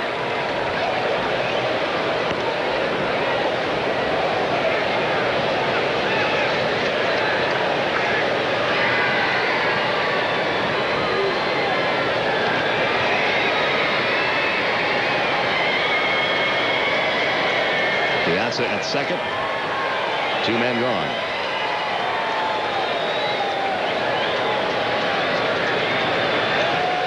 Good stop by Lopez. Full count now.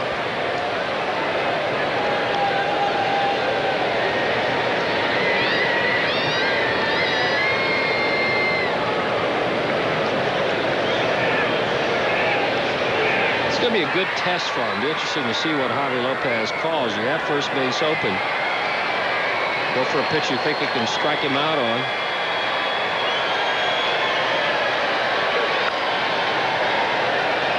Still 3-2.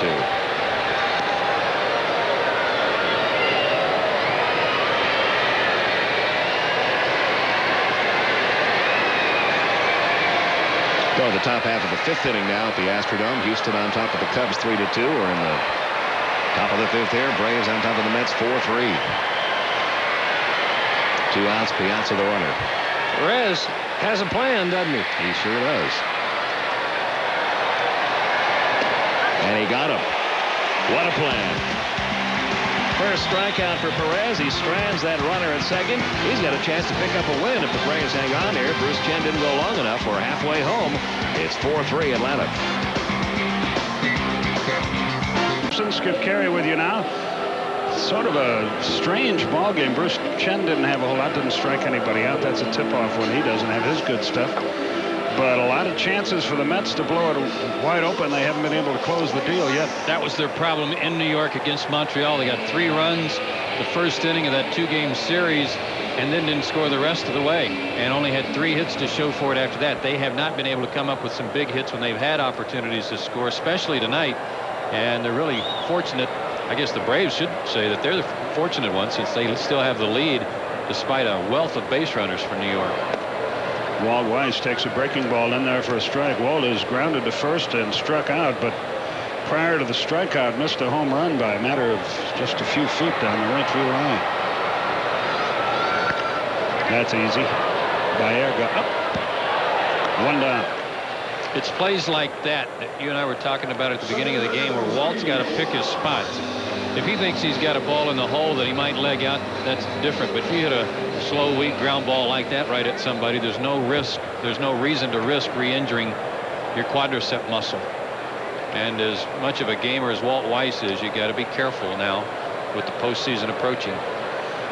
The other guy you worry about physically, Keith Lockhart, skies one into deep right. Back goes Husky with his back to the infield. It's out of here. It bounced on top of the wall and into the Atlanta bullpen, and the Braves lead 5-3. I knew he hit it pretty well. I didn't think he hit it that well. Not to that part of the park.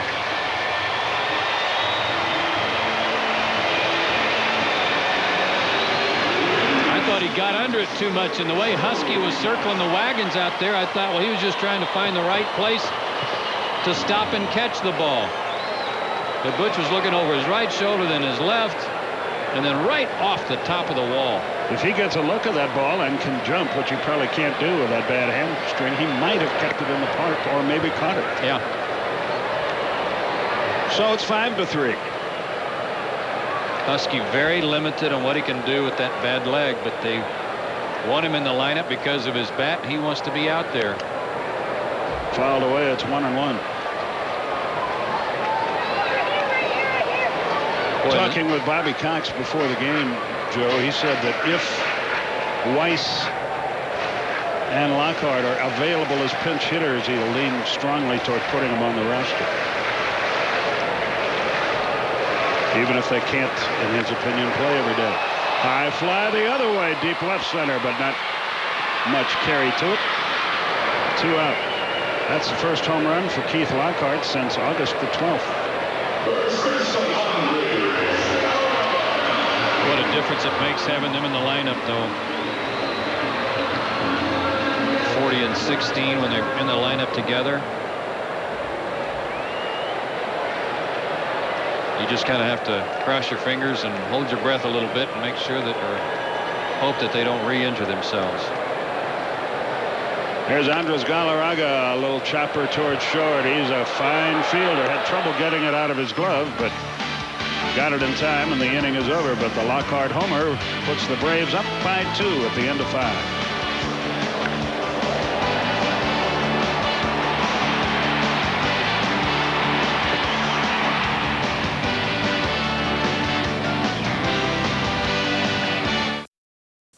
Time for the old Budweiser game summary, and here with the Budweiser game summary is Joe Simpson. Joe? Thank you, Skip. Bruce Chen did not last as long as he has been working in his previous 2 starts. The Mets seemed to be his downfall as he goes only 4 innings tonight, but he did leave with the lead, and the Braves still have the lead thanks to some home runs. A 2-run shot by Andrew Jones and a solo homer by Keith Lockhart, and it's 5-3 Atlanta. And we go here to the 6th inning. Ray Ordonez has had a big night, but he hits that one weakly. 1 down. Odalis Perez has come in here and set down 4 men in a row, and nobody has hit the ball out of the infield. Houston has taken a 4-2 lead over the Cubs in the bottom of the 5th. We're going to go for a pinch hitter here. Jermaine Allensworth is going to hit for Reed. Reed pitched all right. The home run ball really hurt him.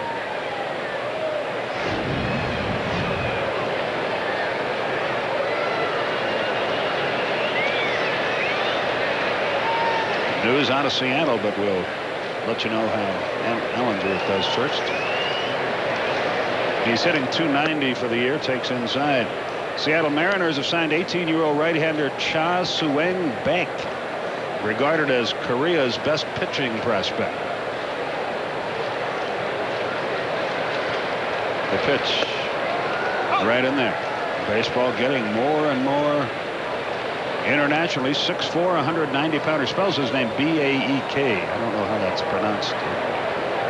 Korean. His fastball's been clocked in the mid-90s.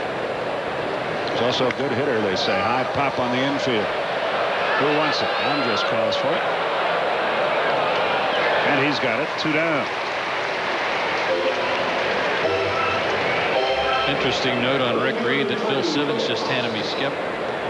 Rick Reed will end the season having allowed more home runs, 30, than walks, 29. Very good, Phil. Way to go, buddy. Phil Simmons Done a great job for us the last 2 or 3 years, and we really appreciate it. He makes us look, I don't know if he makes us look good. He makes us look better than we are. Here's Phillips.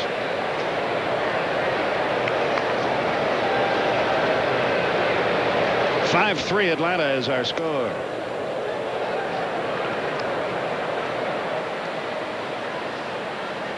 Rigo Beltran in the bullpen. That's the Rigo Beltran that used to be with the Cardinals, by the way.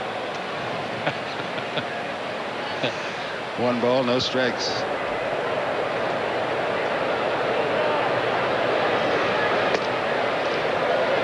Just missed. 2-0. Gotta like the way Perez handled himself coming in that jam there in the 5th inning with nobody out, tying run at second, and retired 3 straight hitters. McRae, Husky, and Bayergan looked good doing it. And the one good thing about him right now, low again, just missing, 3-0, is he was a starter earlier in the year. You could probably get more innings out of him than any of the relievers in the Atlanta bullpen, with the exception of Millwood and Engel. But you got to throw strikes. He has been. He does there too. 3-1. This is a very tough guy to pitch to with that crouch he's got going. Perez got off to a bit of a rough start too, his first couple of outings, and hasn't struck out as many batters as perhaps they expected him to, but he is throwing strikes. Phillips steps out of the batter's box. He's got that American League thing down to a science. American League hitters take a lot of time. You see the Braves bullpen, and you see Phillips on his way to first base with a 2-out walk. First base runner against Ordalis Perez. And here's a tough out, John Olerud. Or rather, Edgardo Alfonso, excuse me. Then Olerud.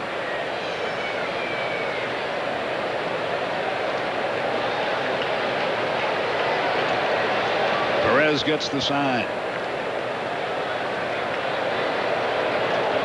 Alfonso, another Venezuelan in the major leagues, going inside.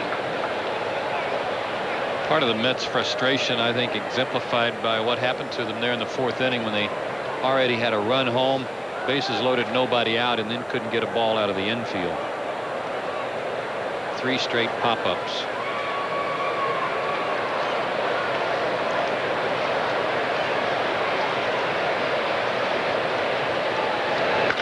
Line hard, but fouled on the 3rd base line. By the way, the Giants got a run in the 1st at Colorado. The Rockies are batting. They've got to be excited about their scoreboard watching again tonight. Yes, they will. Part of it, at least.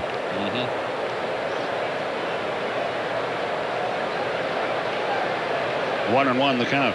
They've got to have some help, and so far tonight they're getting it.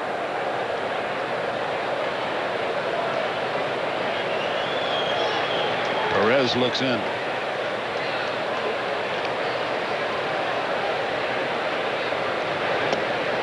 Good hook.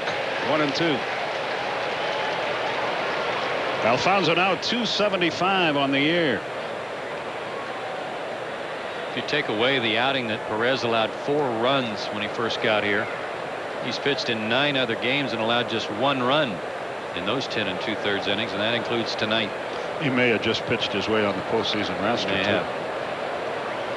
The 1-2 swung, little looping pop fly. That's going to dunk in there for a hit. And he's not out of the woods. All of a sudden, a walk and a single with 2 out.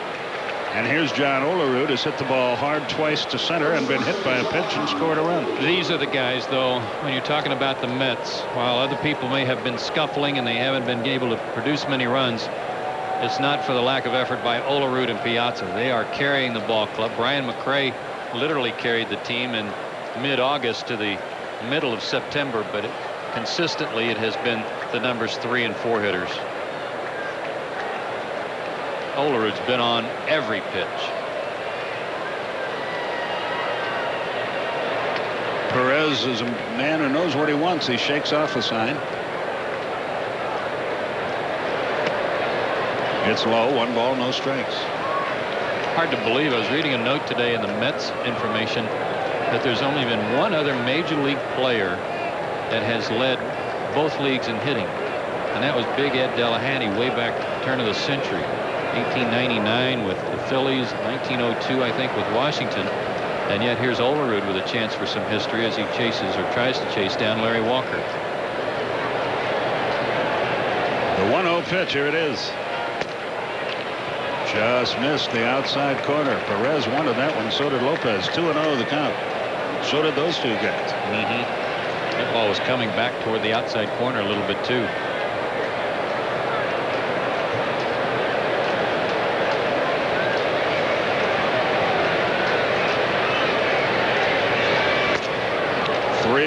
Piazza next. All this with 2 out, nobody on. We bragged on him too much. I guess so. Those fastballs are a little bit crossfire to the outside corner, and he's not getting the call. Mike Winters has been overly generous with the inside corner, not so with the outside part. The 3-0, will they turn him loose? Even Olerud thought that was a strike, but it's a walk and the bases are loaded. He's not winning any friends with Mike Winters.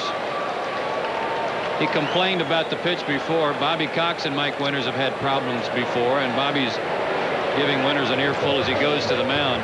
But there's no way Mike Winters was going to give Perez that close pitch after the way he looked in on the call on the 3-0 pitch. Dallas Perez cannot do that. Let's see if Mike Piazza can put a hurt on Atlanta when we come back right after this.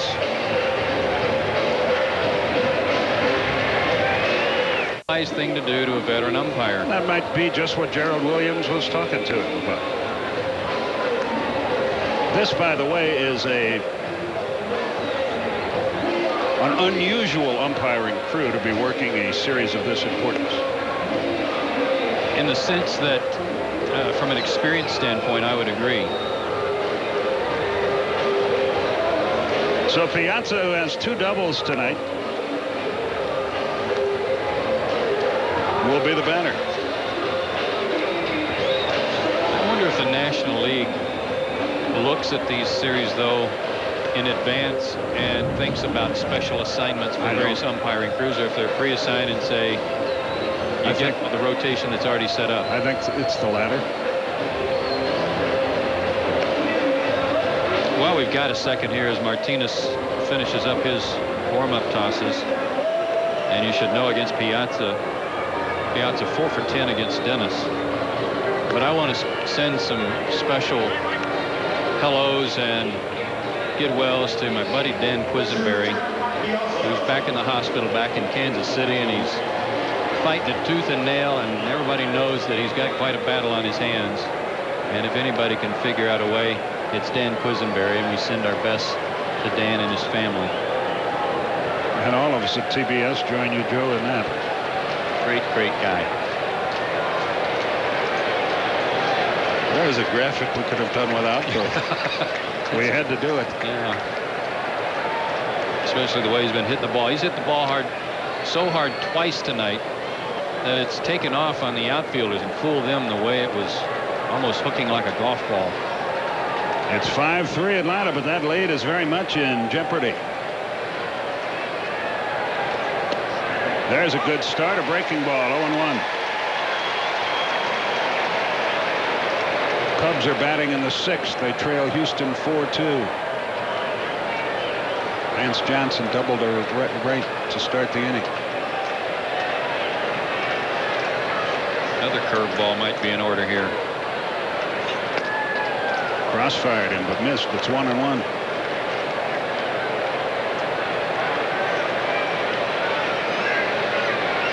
Piazza's swing is almost reflex-like. There's not really anything fancy about it. He's just so strong in his hands and wrists and forearms. It's just a flip of the bat.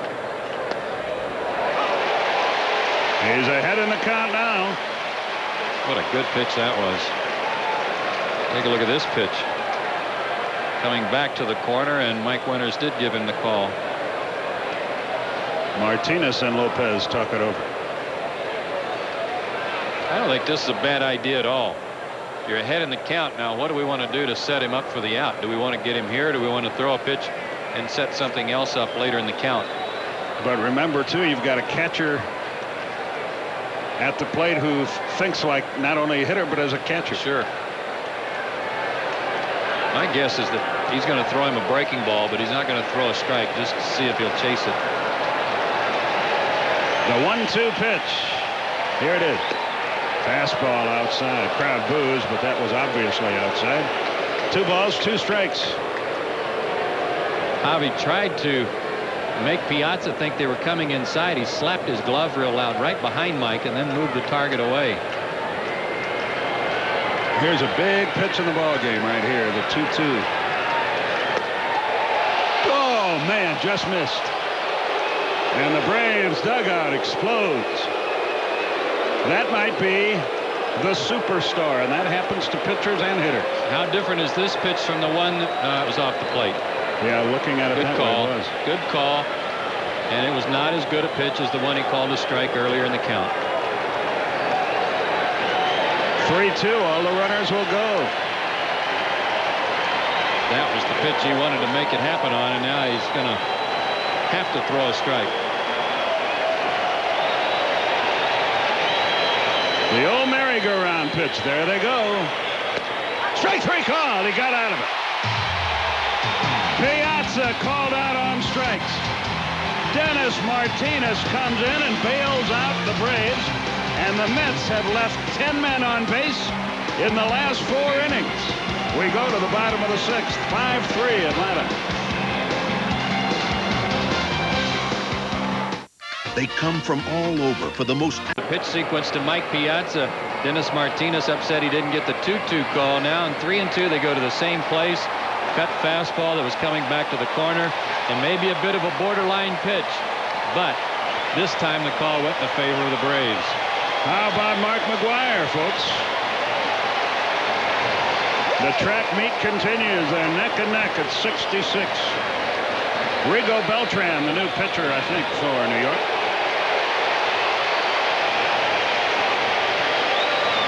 What an unbelievable home run race this is. It has been so much fun to watch.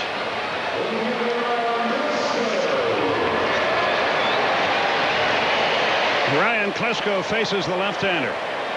Beltran is in his 6th game. He's 0-0 with a 4.76 earned run average, as you see.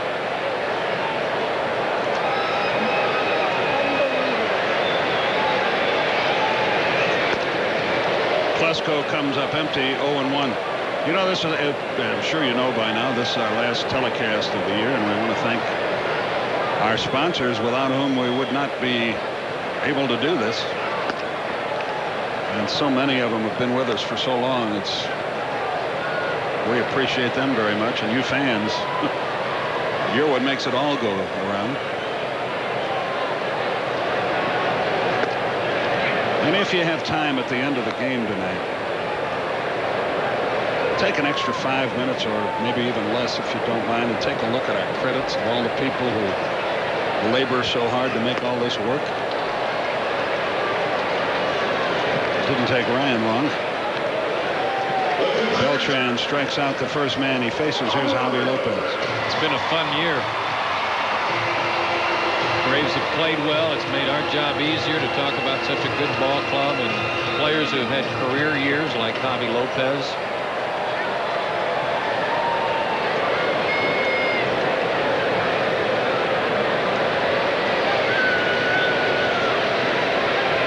Beltran ready to go to work. Let up outside. Beltran out of Tijuana, Mexico. He's out of the Cardinals organization and the University of Wyoming. Let up, and Javi way out in front.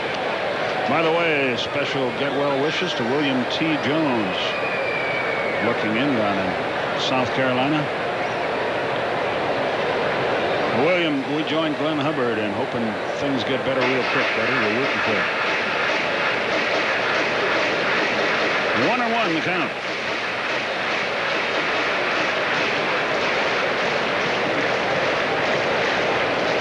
Javi out of the batter's box for a moment. This game is, rather slowly paced.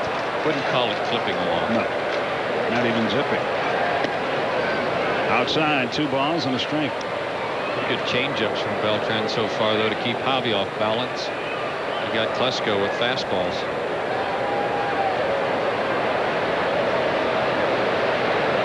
The 2-1 pitch.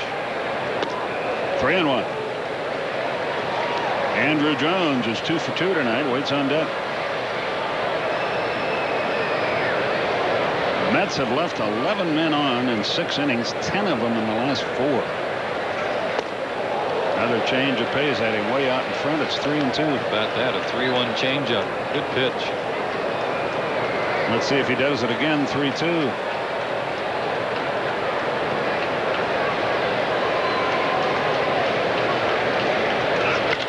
Lined into left field. Right at him. 1 down. Phillips froze, but then came in a couple steps, made the catch. 2 away. Here's Andrew.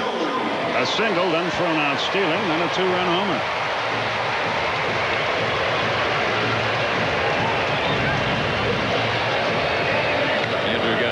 Pitch tailing back into him, a high pitch. Not much doubt about it when he hit it. Cubs had their leadoff man on with nobody out on the 6th, failed to score. Houston's batting in the bottom half.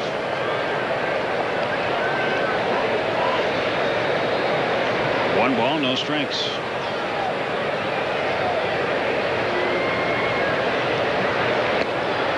I bet the Mets are going nuts looking for that Houston score. We don't have a scoreboard. We will next year.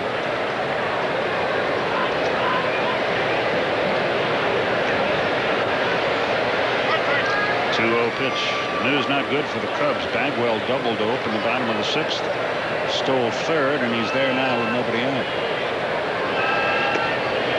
There's that off-speed pitch. 2-1 the count.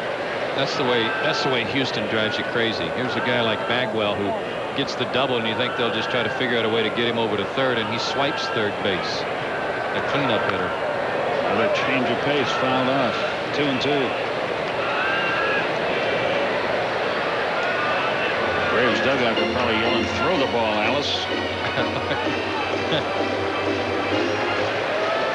I played on a team that had a bunch of guys that walked back to the dugout after striking out on breaking balls, yelling at pitchers to throw the ball like a man. Yeah. Whereas the answer is, well, hit it like a man. Well, why should I do that if you can't hit the other stuff? A little pop on the infield. Ordonez drifts out. And Beltran gets him 1, 2, 3. We've gone through 6. Braves on top, 5-3.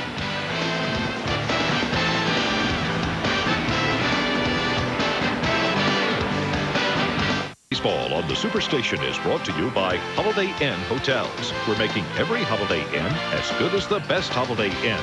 And by Kodak, who gives you the power to take pictures further.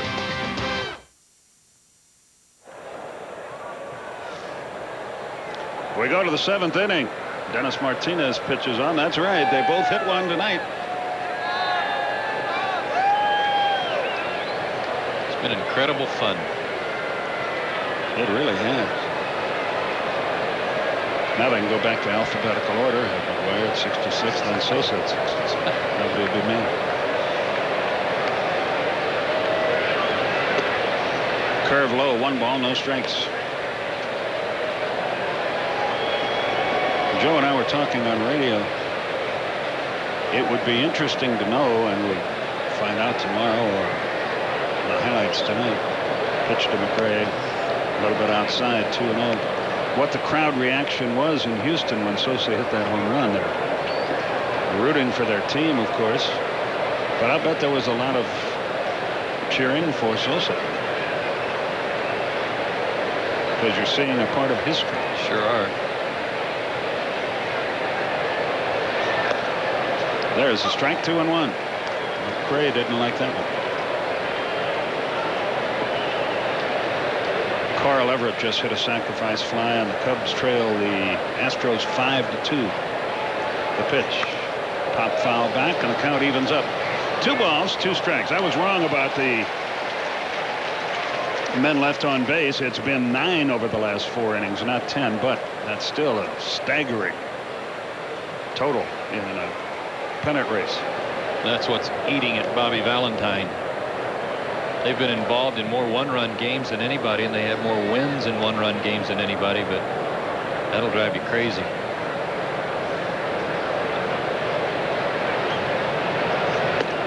Strike 3 called. Fastball over the inside corner. He knew it. 1 out. So Martinez has struck out the 2 men he has faced in this game. Both looking. He's got that tailing fastball working. He's hitting a good spot in there. It got the left-handed hitter to give up on it. He's allowed just 1 hit in his last 7 1/3 innings. Lenny Harris is going to come on here and pinch hit for Butch Husky. His best stretch of the season, and good time for it. You betcha. Ground ball toward first. Galarraga gloves it, steps on the bag. I'm glad to see this personally. I mean, this is still a close ball game, a 2-run game. But Lenny Harris, one of the best pinch hitters in the game this year, and he's used up here with nobody on. Didn't have a chance to tie or put the team on top for the Mets, so he's burned and won't have a chance to do any damage later on. Unless they play him in right field the rest of the way. If they leave him in, that's a different story. Baerga, the batter, 1 for 3.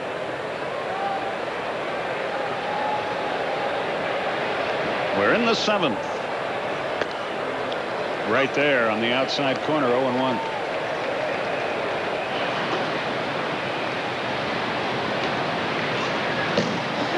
John Rocker in the bullpen. You would figure him to enter the game next inning.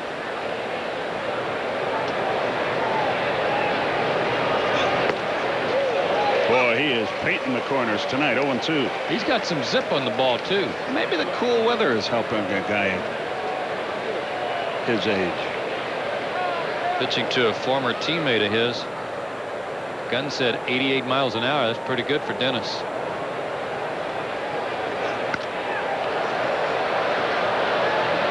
We shared a cab one day when he wasn't pitching very well, and I asked him about the bullpen as opposed to starting, and he said, I don't think I'm violating a confidence now because that was 3 months ago. So you'll never know how different it is. It's very hard to get used to again.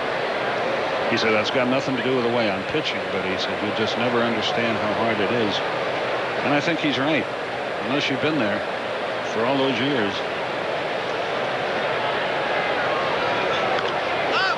High pop foul back. Javi gives it a look, but he's got no shot. What I would guess, I mean, there's 2 things for him at his age. One is to have to get ready in a quicker amount of time. You got to get out there and get with it if you might come into a game quickly. But also just the mental approach. He's been used to so long having 3 or 4 days to mentally get ready for a start and think about his opponent. And when you're relieving, it could be anybody in the lineup for an opposing team, and you got to be ready to pitch that guy when you're called upon. That didn't miss by much, folks. 1-2. And that's what he's doing. He's just nibbling at the corners, and well, that ball's moving. Yes, it is. The 1-2 pitch. A little chopper over the pitcher's head. Lockhart waits, fields. Got him. Inning over. Dennis Martinez looked great. We go to the bottom half of the 7th inning. 5-3 Atlanta.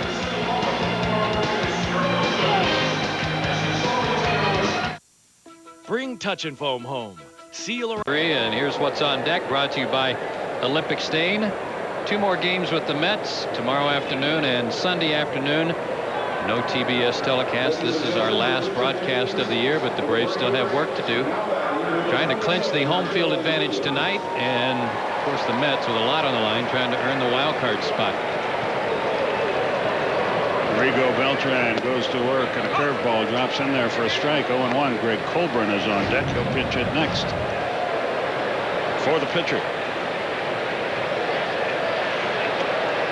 A little bit outside. They ask for help. Gary Darling says no swing. 1-1 the count. Gerald has been a hot hitter. He's been making a bid to play against everybody. Over the outside corner. He's not too sure about that one. 1-2 the count.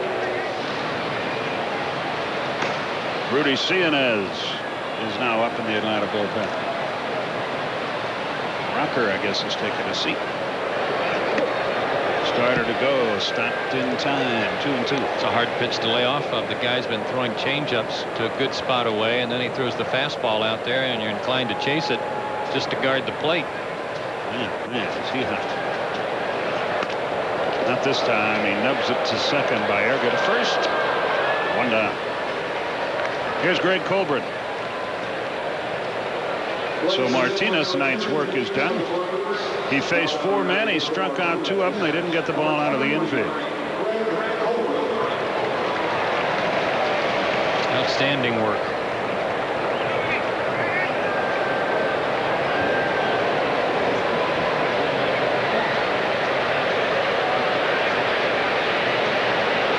Dallas Perez with good work too, despite pitching himself into trouble there in the 6th inning. Martinez got him out of it.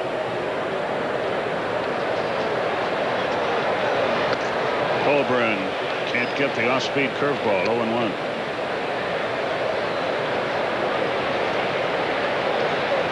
Yeah, Perez an inning and 2/3, no runs, 2 walks, a strikeout, 1 hit.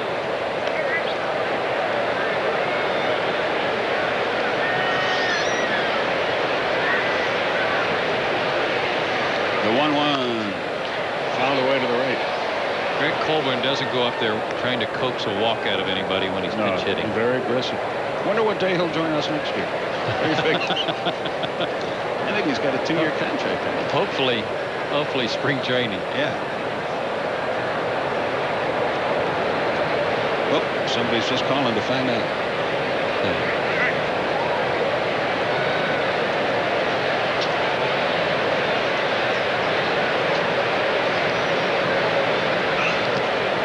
Bounced it up there. You got Piazza trying to fall back and get out of the way. I'm sure Mike Winters appreciated him just throwing his glove up there and have the ball bounce in his glove. Anybody knows how the Lovett-Adairsville game, high school football game here in Atlanta worked out tonight? 404-872-0750, please. He went around, chased a bad ball.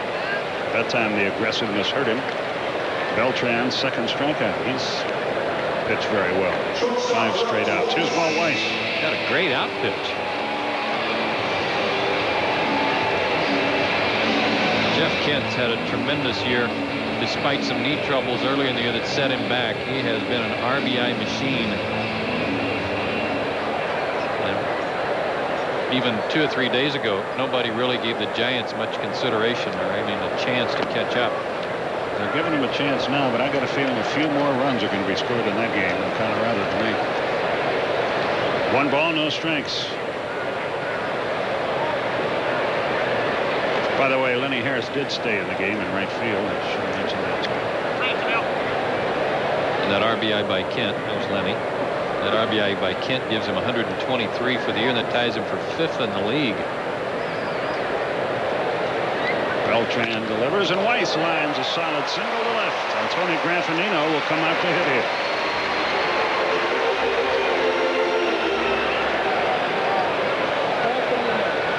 Granfanino will hit for Keith Lockhart, who was 1 for 3 tonight, and that hit a big one out. Home run to right. This is a convenient defensive pinch hit assignment. He was going to come in and play second base in the top of the 8th inning, and since there's a lefty out there, he gets an at-bat too. Runner at first, 2 out. Tony's got a little power. Boy, a long one with working very nicely here. Loosen up, Ozzie. Yeah. Dr. Demento.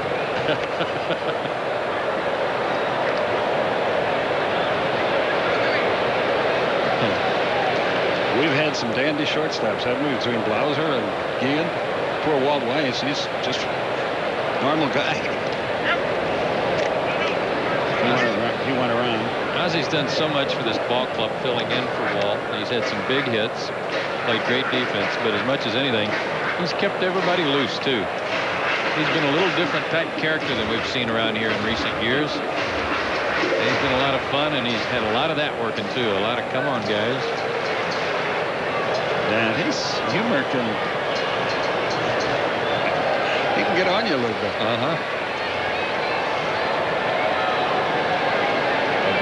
strike. I think there's a ball on the field out in right field. I don't know if Lenny Harris sees it.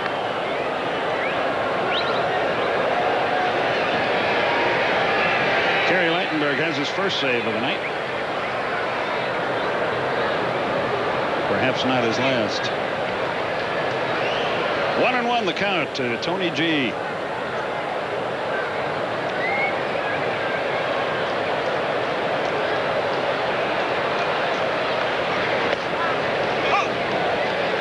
Two the count. Early in the count, I think, Skip, you can look for that changeup from Beltran. When he's gotten ahead with it, then he comes back with a fastball inside. I would guess that's what's coming right here, wouldn't you? Well, that's been his pattern. And then they go back away. No, they're going with something else again. They want it in, though. Breaking ball, fly ball left. Phillips is there. And the inning is over. Graffinino flies to left. One hit, no runs. No errors, a runner left. 7 innings have gone by, and the Braves lead the Mets 5-3.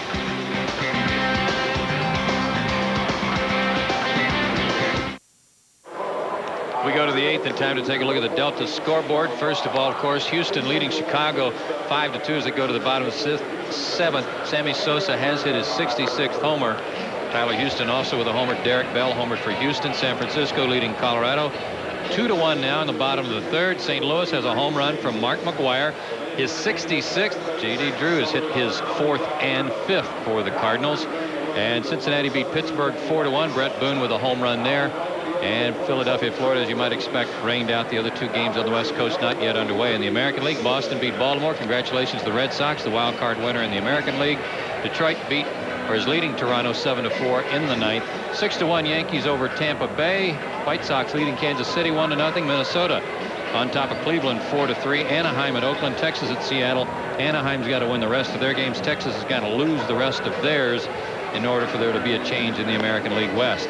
Log on to CNNSI for the latest scores and news from around the diamond. That's CNNSI.com, the ultimate address for sports. Some defensive changes here. Danny Bautista enters the game to play left field. Gerald Williams stays in the game to play right. Tony Graffinino stays in the game to play second base. Ray Ordonez leads it off. Matt Franco has grabbed a bat and will pinch hit next for the pitcher. Ordonez tonight is 2 out of 3. He scored a run. He has driven 1 in. Rudy Cianez goes to work and deals a strike right through there. 0-1.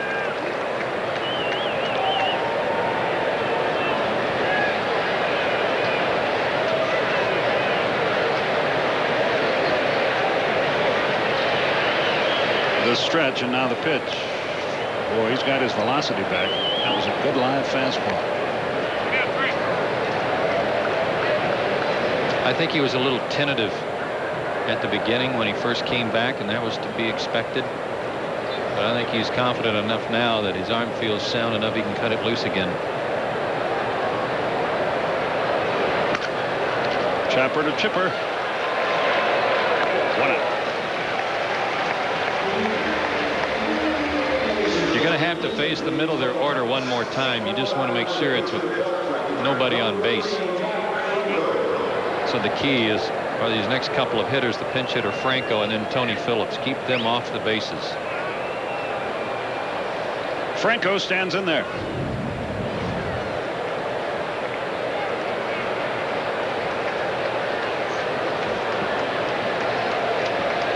His uncle is an actor. Which actor? Kurt Russell. Kurt Russell. That's it. This guy's a good pinch hitter, too. Yes, he is. 13 out of 52, a homer, 7 RBIs, hitting .272 overall.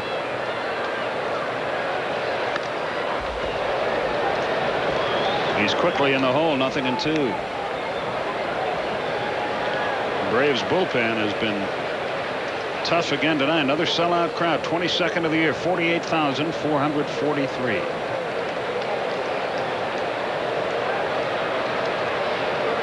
Matt Franco, like Greg Colburn, though, another guy goes up there hacking. First pitch is close. He's going to jump on it. Tried to slip one in on his hands, got it too far in. going to get 4 at-bats during the night. You can afford the luxury of waiting for a good pitch to hit at times, but not as a pinch hitter. You've got to see it and hit it as soon as it comes across. Braves now at $3,264,000 paid. An average of more than 41,000. Fans couldn't have asked for a better night to come to a game tonight. Oh, it's been a beauty.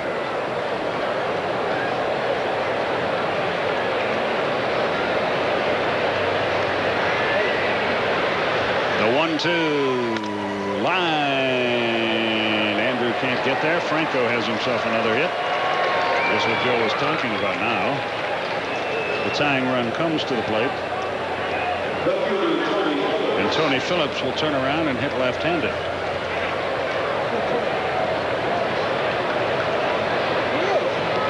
Phillips hitting only .212 as a left-hand hitter. Kincaid comes in to run at first base for Franco. Mike Kincaid, the pinch runner. Franco's had some problems with a foot. I think it is. I think he had a stress fracture or a crack in his right foot. That's why he wears that shin guard, and it's probably slowed him down on the bases. That's why you bring all these kids up, is for spots like this. Just missed the outside corner. 1 ball, no strikes. Kincaid looks like he's ready to come out of the starting blocks. He's almost got his shoulders already squared to second base. I don't think he'd want to get picked off in this particular spot. Like an open stance for a hitter. Come on, Rudy. 2-0 the count. Edgardo Alfonso is on deck. Good velocity. But not the 95 and 96 and 97 that he was throwing before. He had to take that rest with a sore forearm.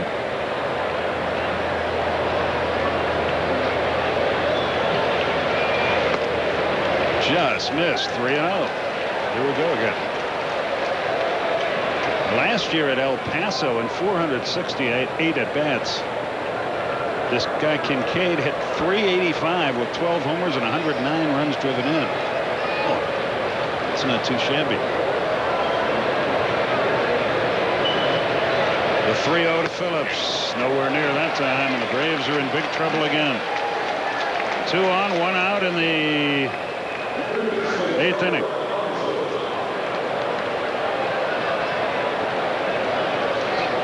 Got Olerud 1 batter away. We might see Rocker begin to loosen up again in the bullpen in case the Braves get to him. And the bullpen scurrying around again. And that is John. Russ Springer is up as well. Shouldn't take Rocker too long.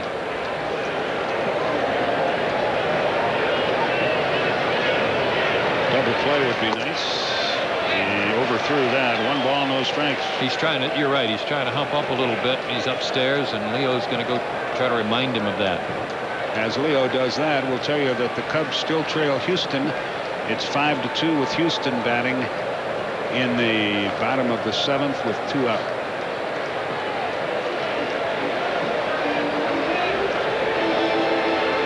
So the conversation continues on the mound, though we will no longer televise. Al Leiter and Tom Glavine pitch here tomorrow afternoon, and if you have tickets for that game, we remind you again, it has been switched to 1:15 to accommodate network television. Another pinch runner enters the game. Jay Payton, the former Georgia Tech product. At the end of 3, still 2-1 San Francisco over Colorado. The Giants are batting in the 4th. And Alfonso stands in with a 1-0 count.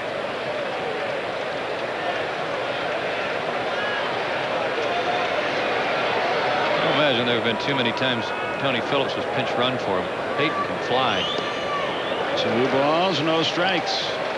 Rudy's all over the place. He's aiming the ball a little bit now, and he's not as fluid in his release. We might see, depending on what happens here, we might see both Springer and Rocker get into this game.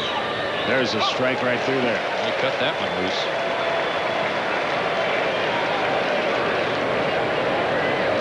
Alfonso's hit into 11 double plays. He's not real swift. But the key is to get him to hit the ball on the ground. Rudy's got the good split finger pitch. He might use it here. Fast strike, 2-2. Oh, he got a call there too. That helped. You brought up a good point between innings before. Sometimes you don't know what to swing at, do you? Sometimes you're not sure what to swing at. I mean, you're not going to swing at that pitch. It's 5-6 inches off the plate. Mike Piazza, I think, got caught in that position when he struck out with the bases loaded. He wasn't sure what was a strike anymore in that at bat. The 2-2. He fought off the fastball. Still 2-2. Well, a fan brought his glove and had that ball in his grasp and let it get away. If you're Edgardo Alfonso, the toughest pitch to try to protect the plate on is that fastball he just got a piece of. Also, if you're Edgardo Alfonso, I bet you get writer's cramp every time you have to sign a check. He's got a long name. Yeah, that would be true, too. I hadn't thought of that. You know Rudy can bust you inside, but you still got to cover the outside corner. 2-2. Got him. Took something off. Alfonso's out of there. Now what do you do with Olerud advancing to the plate? I bring in Rocker and see if he can deal with him. Olerud's handled just about anybody that you run out there against him in recent days. He's been so hot. Bobby's going to stay with Cianez here. Well, let's see how that works out. That's why he's won about 1,800 games.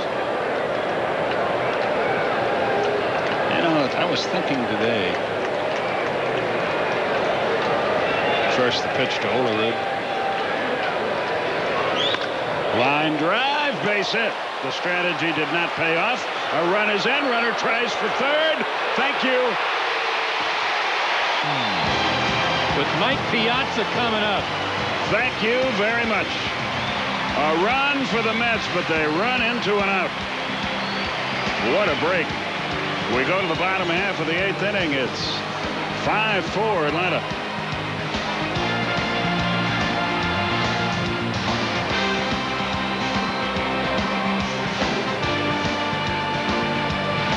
This top of the 8th inning in the finish, Mike Kincaid was flying around. He took a look over his shoulder and saw Payton headed to third, so he didn't slow down, because if he had, that run would not have counted. You see Mike Winters pointing at the plate. The out had just occurred at third base, and Kincaid barely crossed the plate in time for the run to count. But what a horrible base running blunder by Payton to try to go first to third on a base hit to center with the tying run. Yes, we just told you he can fly. But Andrew Jones just tied for the league lead in assists, and Bobby Valentine had his hat off scratching his head. Couldn't believe what he just saw. You can see Kincaid just getting to third as the throw was cut loose. It's a shame he was out so far. If he'd been out a little closer, the run might not have counted. Mets were lucky to get that run across. Dennis Cook is on the pitch for New York. Payton stays in the game in left field. Cook is Pat Corrales' close personal friend, as you know. Chipper tonight has walked and scored, singled, and flied to left.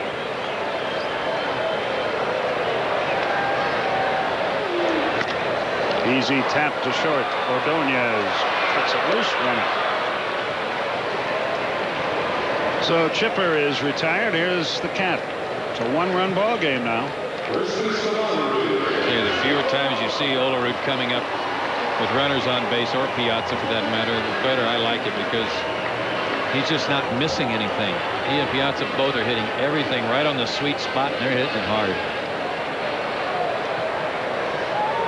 They leave yet another runner on base.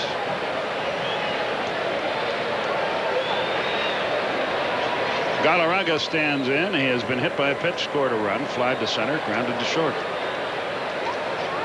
Danny Bautista is on deck.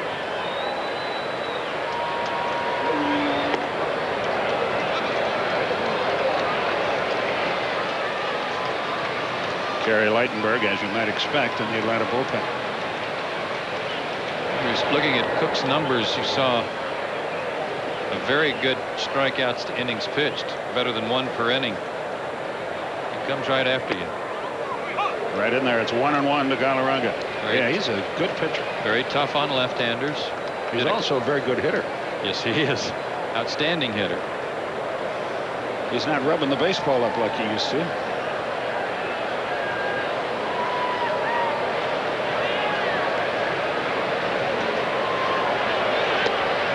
Low and outside. 2 balls, 1 strike. Who's going to win the Cy Young in the American League? Clemens. Walking away, isn't he? Yeah, I think so. Don't you? How could you not give it to him? Guy hasn't lost since the end of May. Who's going to win it in the National League? I think it'll be one of 2 guys. Hoffman or Tom Glavine. Smoltz is 17-3 too.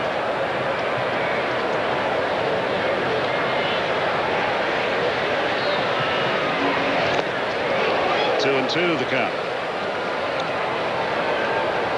5-8-0 for Atlanta. 4-11-1 for New York. Seeing as an inning, 2 hits, a run, it was earned, a walk, and a strikeout.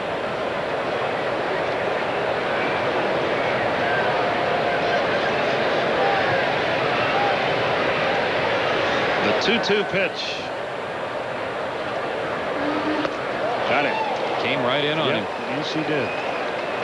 So the Cat is out on strikes for the first time tonight. I think a lot of times people think that Dennis Cook is a guy who just throws a lot of breaking balls and some sinkers, but look at this 4-seam fastball. Galarraga tried to pull his hands in a little bit to get the head of the bat around and couldn't. Good pitch. So Bautista bats with 2 out, nobody on.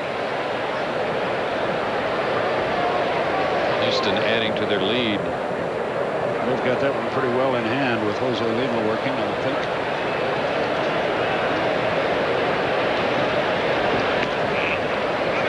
The Mets had such a great series in Houston, but they went 3 out of 4 down there and came from behind to win all their games. Yeah.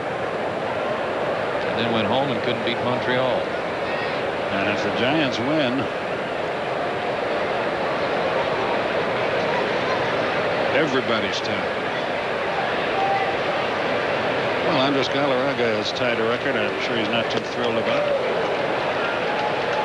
His 145th strikeout of the year. Tie is Dale Murphy for the most in franchise history. Murph did it back in 1978. I remember going in the locker room and congratulating him when he set that record. 1-1 the count. Did he greet you with open fists? No. Well, you know, you can say anything to him. He's probably looking in tonight. Hi, Murph. We miss you. 2 balls, 1 strike. 2 out, nobody aboard.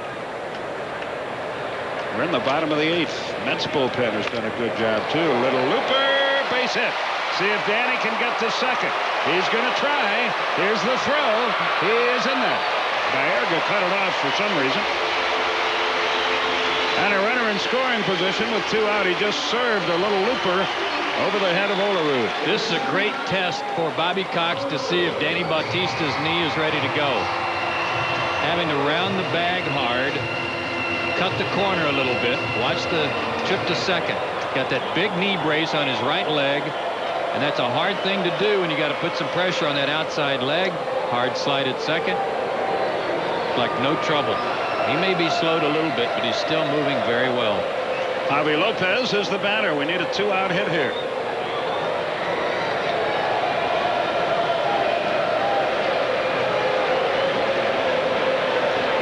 Javi 1 for 3. He scored a run.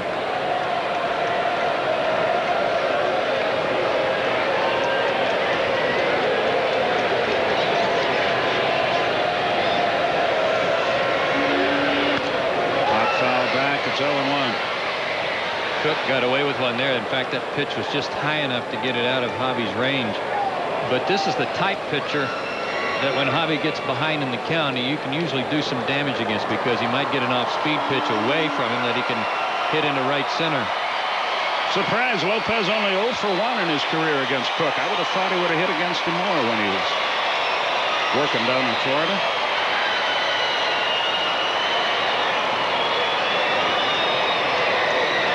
The 0-1. A little bit inside, evens it up with a ball and a strike. Javi at 283 on the year. The bench of the Mets, knowing that they've got to try to hold it right there to give themselves a chance, trailing by 1. Bob Apodaca and Bruce Benedict there with Bobby Valentine. The 1-1 pitch. Swung and drilled into deep left field. Back goes the left fielder to the wall. It's off the wall. A run is in. Lopez is at second with a double.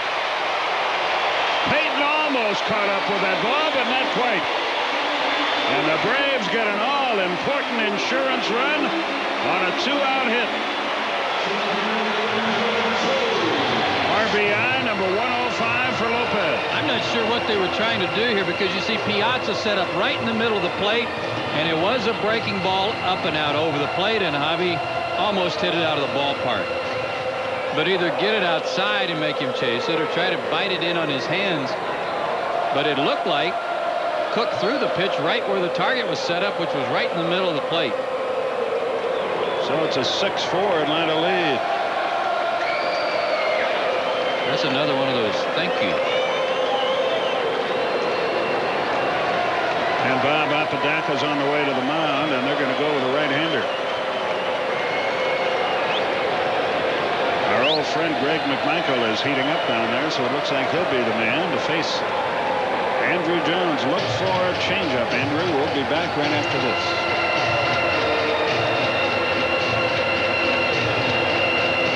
Up here to tell you about tonight's movie presentation after the game, Joe Simpson. Hey, thank you, Skip Carey. I appreciate it very much, because right after the game, Emilio Estevez and Christian Slater starring Young Guns 2 on Dinner and a Movie. That's coming up next year on the Superstation.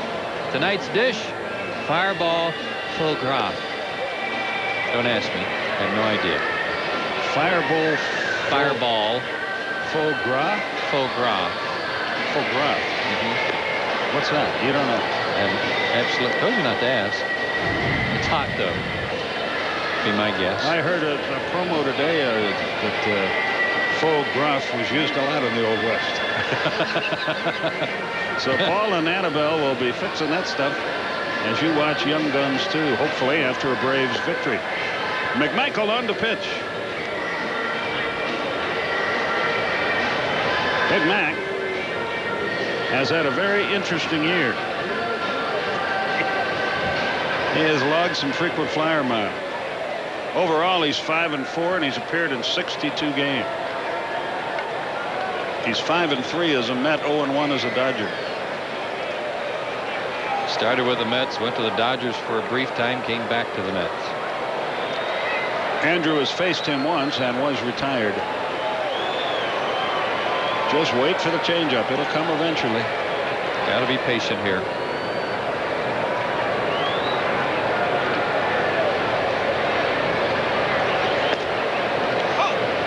Slider on the corner, 0-1. And Andrew was jumping out there expecting a first pitch fastball. He wasn't going to get that. McMichael, one of the really good people in baseball. I always enjoyed being around him.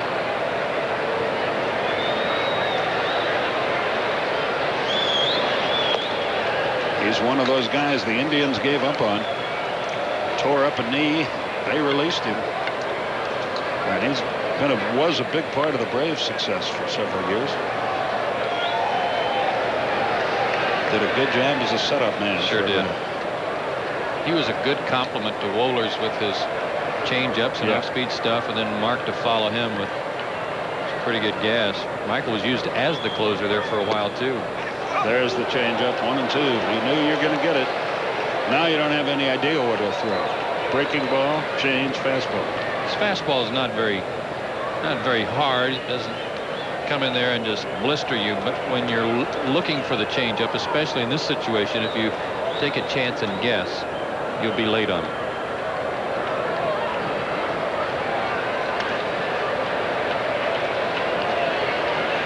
The 1-2 pitch. Struck him out. The ball gets away. Andrew didn't know it. Won't matter. Throw to first, and the inning is over, so McMichael comes in and gets the job done for the Mets. But the Braves get an important insurance run on 2 hits, and they leave 1. Kerry Lightenberg gets the call. We go to the 9th. 6-4 Atlanta.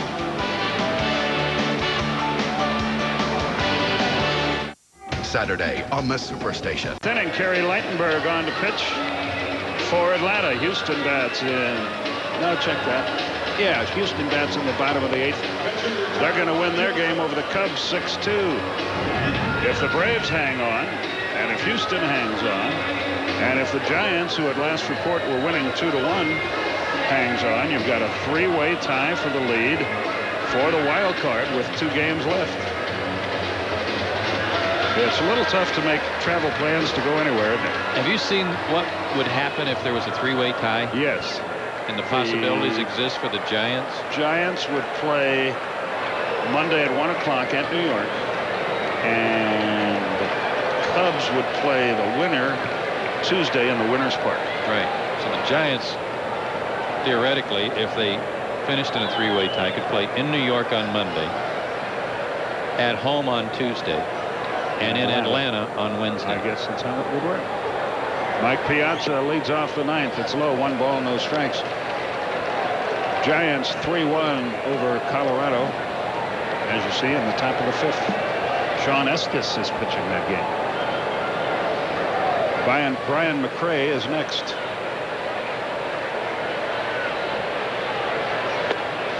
Low fire, didn't get it. 1-1. What a huge run. It seems like every time the Mets would make a run tonight and try to cover up some mistakes they were making, the Braves would add a run to their lead just to keep a little distance. And that run in the bottom of the 8th, a big one for Lightenberg. Piazza waits.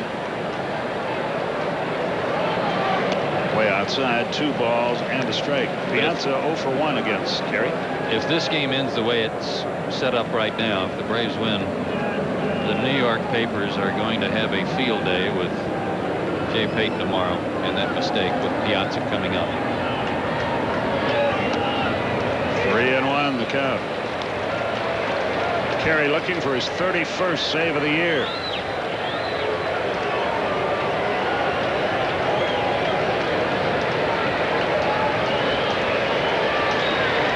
Mets haven't had their leadoff man on since the 5th. This is no time to start. But that's just how it starts. Another opportunity for New York. Hate to see that. Here's McRae.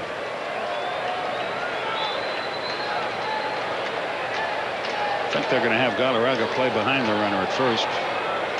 Just to give him a little extra movement, a little extra room to move, I should say, and to protect the line a little better. But to get something, you give something up, and that's Piazza gets closer to second. Outside again, 1 ball, no strikes. This thing isn't over yet. Tying run at the plate, nobody out.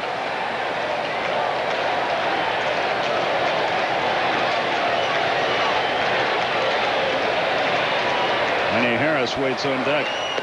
Steerijk on the corner. It's 1-1.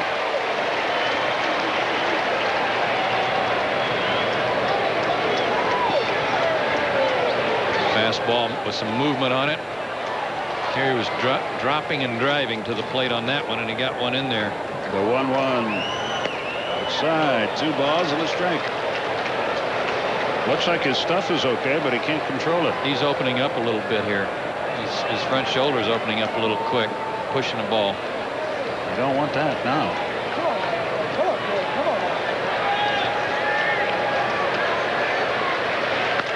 High pop back. Javi has no play. It's in the seats. And the count evens at 2-2. John Rocker has had an elevator game. He's been up and down about 4 times in the Atlanta bullpen.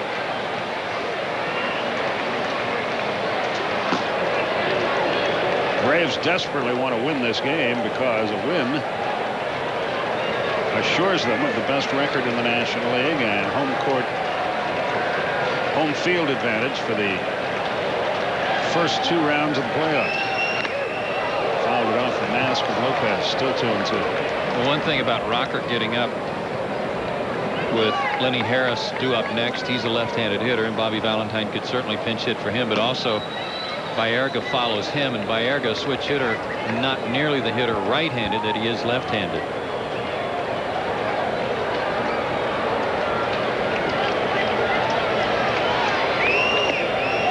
Missed inside, 3-2, and I think Mike Winters was right. He took a little off, too. Pretty good eye by McRae to take this pitch. I think he had him at his mercy. He just missed. He just missed. Now, do you send Piazza? Braves don't think so, but he's going. Out foul back. Oh, to strike him out, throw him out would be nice. I don't think they would if the Braves were holding him on. But he's able to get such a big lead that they're going to take a chance.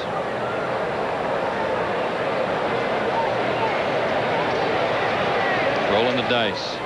Every time we show a picture of Bobby Valentine, he's taking one of those deep breath boys, his boiling inside. Mouth's getting so dry right now he can't spit. Another 3-2. There he goes outside, and the tying runs are on, and nobody's out, and there's no defense against the base on ball. How many times can we wriggle out of these messes?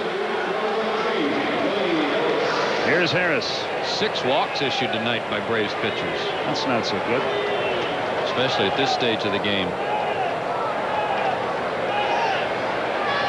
A few Mets fans below begin to make some noise. Well, we'll find out something about Bobby Valentine here, too. Grew up in a Dodger organization.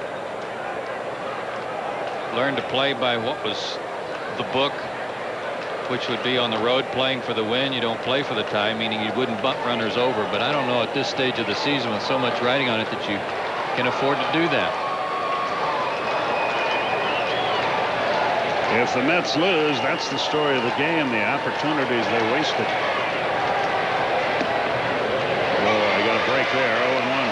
And so far, he is playing by the book.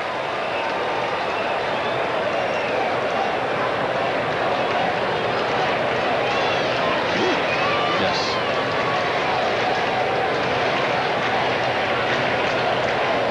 Todd Hundley getting ready down below.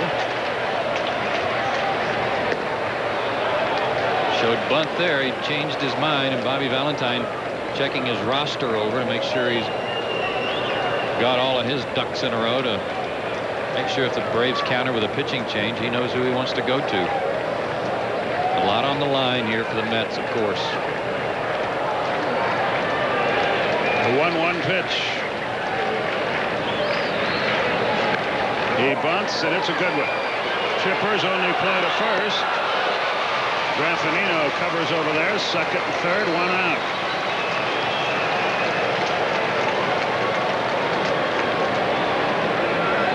If you're from the old school, you may not like this play, but I happen to. You can't win the game unless you tie it up first, and Bobby Valentine, even if they only get 2 runs here to tie it up, wants to have the opportunity to keep playing and hope that the Mets can hold the Braves and then win it. But again, what a huge run in the bottom of the 8th for Atlanta. And this is a spot that Carlos Baerga likes. He's hitting .286 left-handed, just .196 right-handed. Infield back for Atlanta. Line foul over by the dugout, 0-1. He's a good clutch hitter, too. He likes situations like this, and he has beaten the Braves before in late inning heroics. Todd Hundley moves on deck to pinch hit next.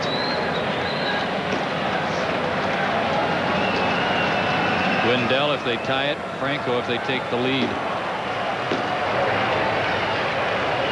The 0-1. Almost hit him. A ball and a strike.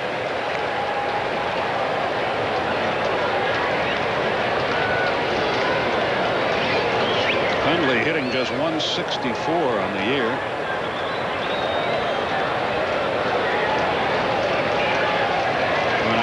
scares the heck out of you anyway. Yeah. He would hit for Ordonez. Z-right. Outside corner. It's 1-2.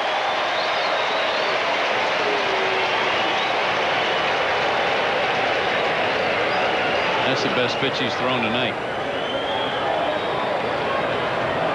Had something on it. He didn't have to have. That was a strike. He didn't have to have any help. Now the split finger pitch can be a vital weapon. Stayed alive. He was way out in front, but to his credit, kept his hands back. Looked like he got a piece of a pitch that was going to be a ball, too. Wasn't taking any chances. Sammy Sosa was called out on strikes to lead off the ninth for the Cubbies. Baerga's so aggressive here, though, Skip. If you throw in that split finger pitch, he's liable to chase it right into the ground.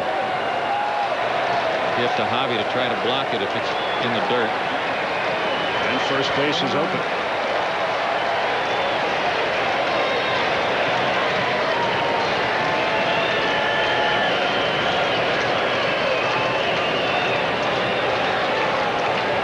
The 1-2 pitch. Going away, 2-2. Better do business on this one, folks. Stayed with the fastball.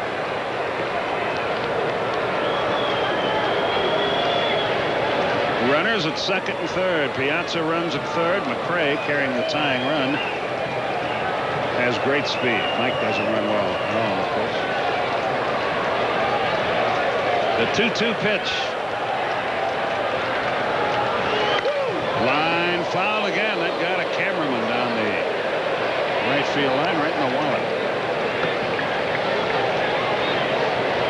Boy, I'm not doing there. He's all right. Apparently he is. It's a wicked line drive. He tried to come in, and Baerga laced it.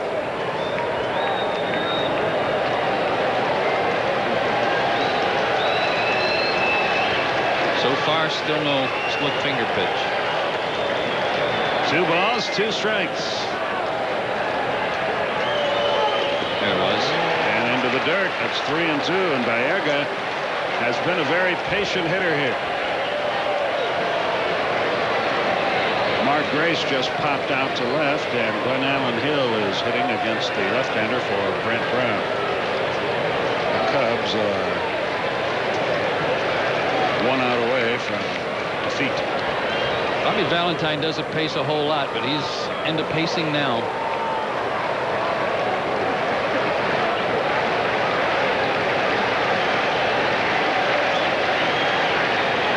The Mets fans starting that "Let's Go Mets" chant. There aren't as many of them here, frankly, as I thought there would be. Well, let's see what Lightenberg and Lopez talked about. They have first base open, but they're going to go with a fastball away again. Grounded to first. A run will score. Galarraga steps on the bag. Tying run is at third with 2 out. No, they didn't. They went with a slider. They threw him a 3-2 slider. He didn't try to snap it off and strike him out. He just threw it for a strike. And all Baerga could do was go over the top of it. They conceded a run. The Braves wanted an out. And now it'll take a 2-out hit from Hundley. And he's going to go to John Rocker here. They want to turn Hundley around or get somebody else up there. Bobby Cox has already made the signal to the bullpen, and John Rocker will finally get into this game. It's a final. Glenn Allen Hill foul to the catcher, Brad Osmus. And Houston has defeated the Cubs by a final score of 6-2. Here comes Rocker. We'll go away for this.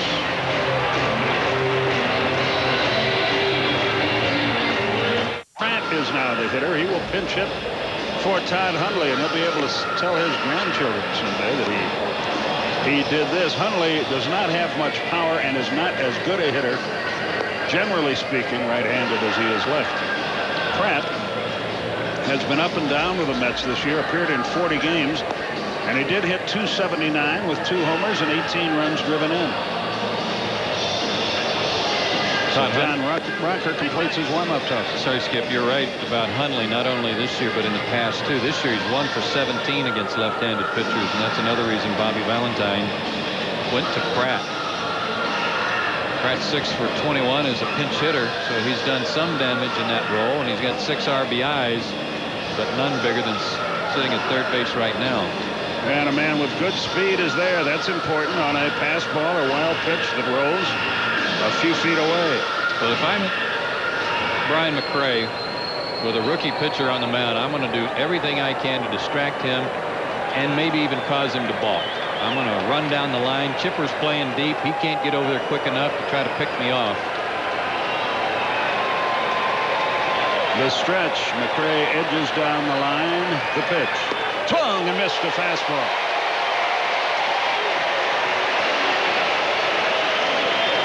.95 miles an hour. Pratt had a good cut. He was just late. Can he speed his bat up? That's the next question.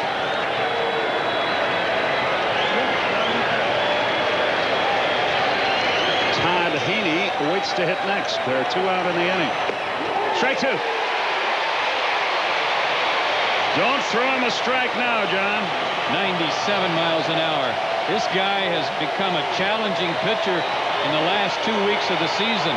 After he got roughed up, people accused him of using his breaking stuff too much and not being aggressive enough. That's all changed. The 0-2. McRae that time started to break down the line, but Rocker stepped out. His stretch. Right off his foot. Seems like he didn't get hit right in the fist with that ball. He shattered his bat, but he's still alive. That was almost self-defense. I bet you Chipper is saying to John Rocker right now just what you were talking about. Don't let this guy make you balk. Meaning the runner at third, Brian McRae. He tried it once. You know he'll try it again if there's another pitch. The Cubs lost. The Giants are winning. Colorado's batting in the bottom of the 5th.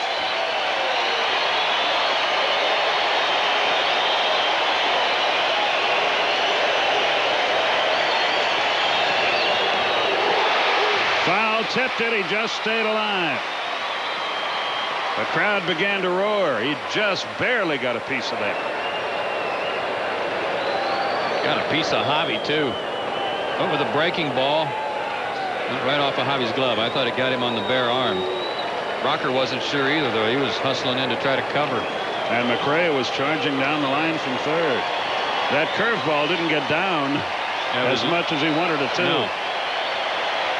He'll probably try to go back upstairs. Pratt's chased a couple upstairs. Too far up. Good call, Joe. It's 1-2. But a good choice on their part. Got a pitch to waste. Hard pitch to lay off of when you're behind in the count.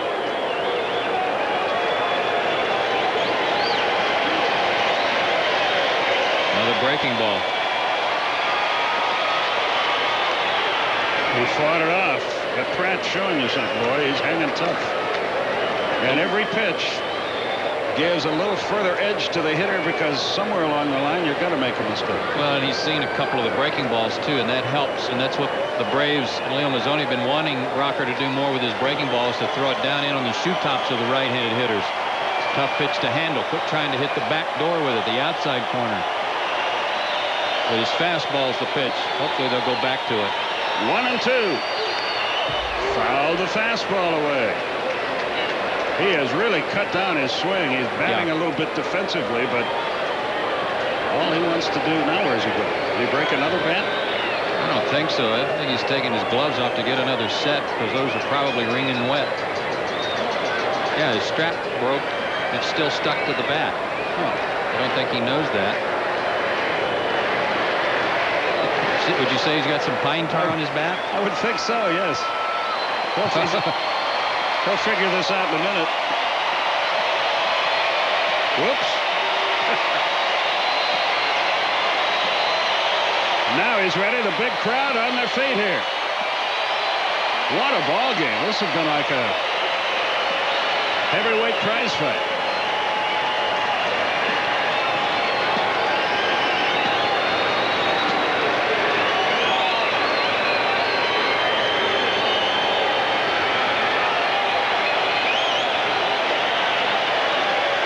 Back to the fastball.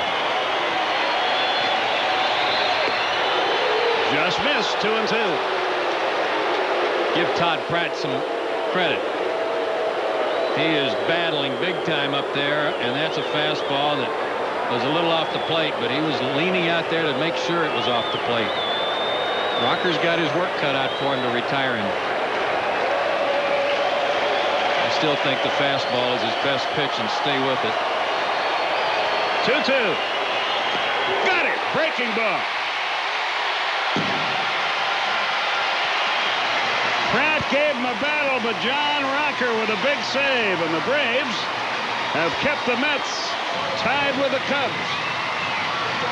And the Braves clinch home field as well. And in a situation, Skip, where the starting pitcher does not go the required 5 innings, it's up to the official score to determine who warranted the win tonight.